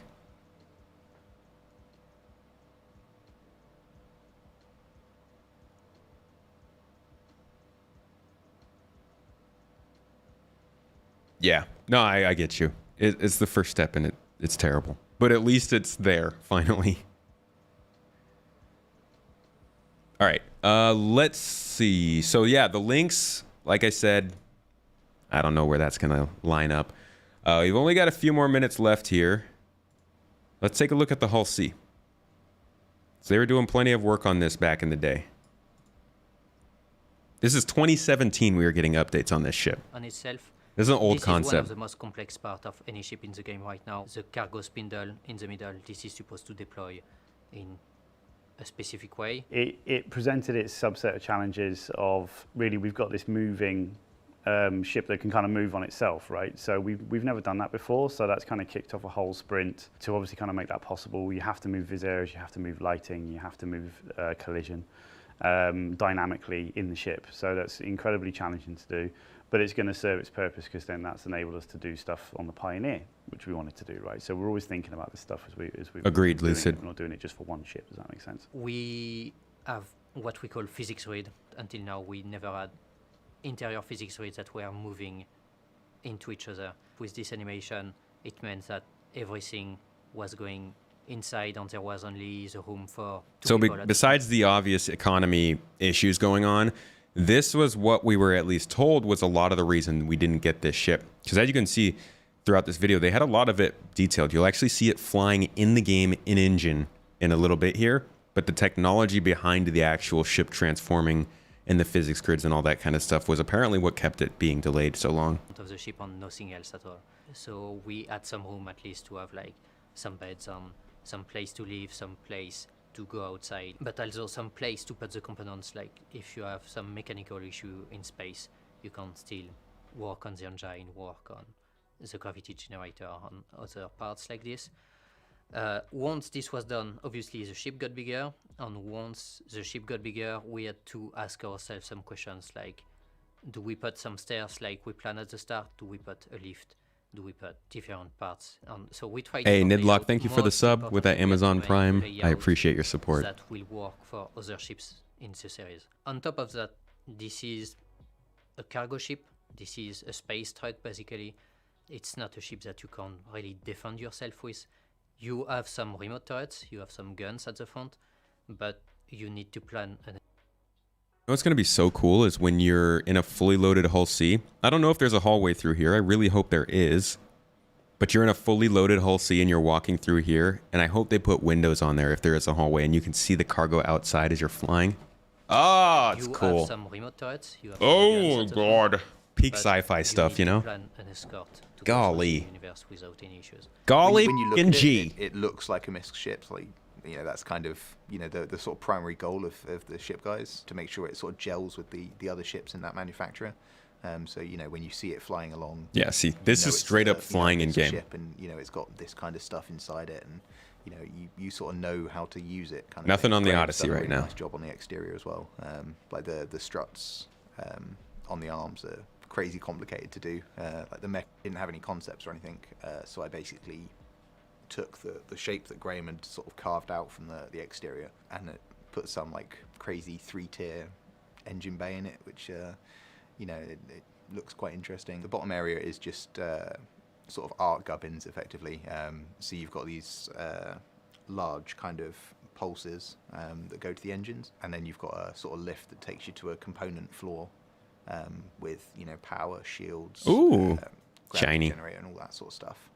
And then the top floor is just like an external sort of airlock out to the back of the ship with a little sort of like viewing area that you can stand on if you need to check the engines and stuff. But yeah, that was it. Got considerably larger than the designer's block. Oh yeah, was like a yet tiny another box ship that for the exploded back in of the ship. size. And I managed to wrangle some, you know, massive 3-tier. Got sort of beefy. area. Look at that. Yeah. Push it as far as you can. But luckily I had sort of Nate's art direction to sort of pull me back a bit, because I quite like colour, so I was sort of throwing in a lot of very heavy colours, and he was just like, you know, calm it down, which was quite nice. It's got a look at all the other ships in the range and then just try and take design cues from each of them and fit it together so that they... This is like peak in industry, you know? When you're thinking of industrial focused players, people who really want to go out there and like move the world, keep the backbone of the actual game running, Hull C is like right there. That's what I love about this ship. This is such a workhorse. So the Hull C, we've also been getting updates throughout this year. Low on time, so I'm not going to go back to those, but as you can see, it had plenty of work going on for quite a while, since Q2 2021. We had 8 teams working on this over 88 weeks. A lot of that work ramped up towards the end of last year, picked up throughout this year. But as you can see, most of it has died off, and it's just the vehicle feature team now that is working on it. I'm guessing that has something to do with the cargo functionality. And it looks to be finishing up at the end of the year. So once again, just like many of these other ships, lining up for 4.0. But I just don't see all these things coming in 4.0. Something here is going to have to give. I don't know what it is. Now we're going to do a really quick last look at the Crucible. This is an old video, and I am out of time. So we're going to do a quick check-in on this ship. This is a large moving repair, refuel, and rearm station, essentially meant for you to go out into space and tell people, put out a beacon and say, hey, I'm here in this system. You need some repair on your fighter ships, come on through and we'll have you, either by sending stuff out to repair them or by having them come in. Let's see what it looks like. Crucible interior. Randy, how you doing? Doing good. How about yourself? Good. You ready to do this one more time? Let's do this. All right. Today we'll be looking at the Crucible, and kind of you can see right here, this is the kind of overall layout. This will absolutely need to be reconcepted because it's going to grow from this for sure when it comes into the game. Of the Crucible itself. So let's actually get you in. Actually, let me go to this real quick. So this kind of just breaks down the levels and layers of the Crucible. Again, this is really early concept, really early on, just designs in general. So we're going to go ahead and close that out and then jump in game. All right. So kind of what I've been working on is just building out the interior layouts. This is about maybe a week or so, maybe a little bit more You haven't been on into this the very process. long. No. This is very early in the process. It really is, and this kind of touches some salvage, it touches repair, and probably a few other systems we can't talk about yet. Confirmed, so yeah. We're going to get into it. So, as you can see here, we're going to go ahead and enter. Skippy, thank you so much for gifting out that membership. One of the bummers of the YouTube channel memberships is that if you gift it out, but the person who gets it doesn't accept it, I'm not really sure what happens to the money. I don't know if it... They don't get a membership, but I'm not sure what happens to the money. But thank you for the support. That's our first member of the day. Appreciate you. And this is going to be kind of where ships are inside of it. So single-seater ships will be sitting inside of this thing. Hornets, Gladius. Yeah, things like that. Smaller ships that can be repaired internally. As you can see, as we first enter into this area, we have some we have some cargo. We have Hope the Hat got it. Hope the Hope. Cranes. Welcome to the membership club. Way, like arms can come out and kind of operate in that area. Okay. So this is just like, this is literally the crew 15 minutes of just walking through this ship and getting an idea of how it's laid out. So a lot of these ships kind of have some work done on them, but just some little lounge area it's going to have to be reconcepted, so this might all be not that useful. for their own. And then if they want to read a book, they don't want to lay down or something like that. But each individual cruise pod will be its own dedicated escape pod as well. So if catastrophic failure happens, then they're able to jump in there and kind of get out of Dodge. So this is the crew common area where, they would cook meals, they would eat, store food, kind of have like a little lounge where they can just chill and chat and stuff.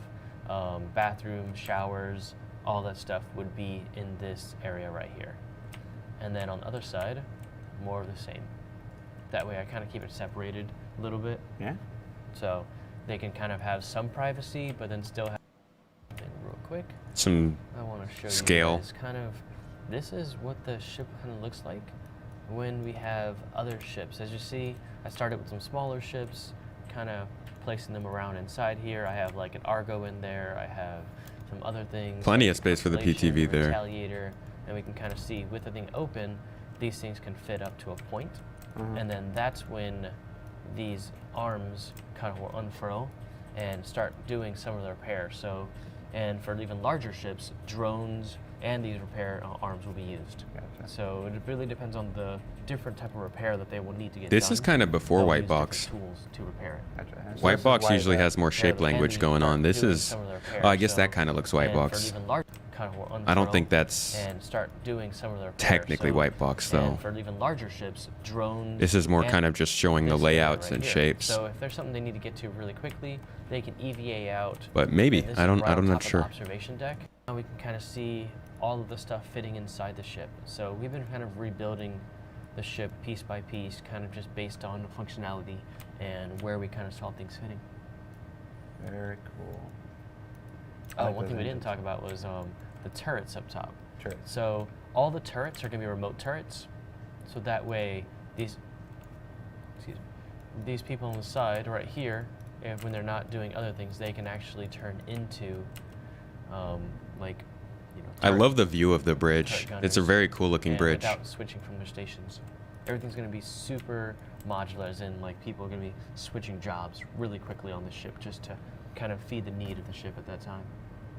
Very cool. So that is our final ship. And that is about it for this. The Crucible. I really hope you guys enjoyed it. And it is receiving some work right now, but lo and behold, that is concept artwork, and it won't be starting till October. They do have some vehicle content teamwork going on in February and March, but this is not enough to get that ship very, very far. So I think the Crucible is still years away. I hope it's not. It would be very cool to have a large repair ship in the game, but there's a lot of gameplay needed for this ship. It's a big one, and 24 weeks of work is just not enough. So I think it's going to be a while before we see this ship, but they're doing some more work on it later this year, so maybe we'll hear about it. I do think it will get bigger. Absolutely. But that about wraps it up. Like I said, this was a list of all the ships that are either receiving work right now or getting work later on in the year. Everything before the end of the year. And I'll be releasing a shorter, more kind of high quality, less detailed video to go over this all on the channel on Saturday. So we're wrapping it up now. Before I go, a couple things First off, if you haven't picked up these socks, grab these socks because they're freaking sick, custom made. The color is in the thread. I know a couple of you in chat have them. Tell me how you like them, because like I love the way these feel and fit. They're pretty high quality. We worked with a design company for a solid 4 months to make sure they came out exactly how we wanted. They're super great, and the best part is they tell you where your toes are. It says my toes, and it's a community joke, but it's awesome and I love it. And thank you, everybody. That's the best way to support us, because we have a massive backlog of socks that are taking up money to store. But in doing so, you support us. You also get some nice socks for your winter. And if you're interested in those, exclamation point, I think it's exclamation point socks or toes in chat. We'll send you the link for that, or just hit up our merch shop on Foursquare, make those order, and we'll send them right to you. Besides that, though, if you'd like special videos, exclusive chat rooms, behind the scenes stuff, you can always become a supporter on Patreon or on YouTube. It is exclamation point toes. Thank you. You can order from Juniper as well. Straight from Juniper is actually a good option, kind of cutting out that middleman. But that's about it for me this week. We'll be doing another Wednesday Q&A on Wednesday, probably maybe jump into the game a little bit, or we might do something with one of my friends, do a little joint stream. Either way, gonna go ahead and send you all on to somebody for the rest of the night. End of that poll. It looks like the Merchantman was the most anticipated. I am surprised. I'm gonna send you all on to Super Mac Brother. I'm surprised he's still streaming. Good to see him live. Y'all's lives are so early. They are early. This is the end of the show. What am I supposed to do with the rest of my life? Wait for Star Citizen? Guys, I had a blast today. I appreciate you every day you guys come to the stream. It's super fun. Best part of my week. And hope to see you at the next one on Wednesday. Hey, from Istanbul was just there a couple days ago. Hope to see you on the show on Wednesday. And if I don't, then maybe Saturday for some org gameplay. Either way, have a good day. Drink your water. Enjoy your tomatoes. I'll see you later.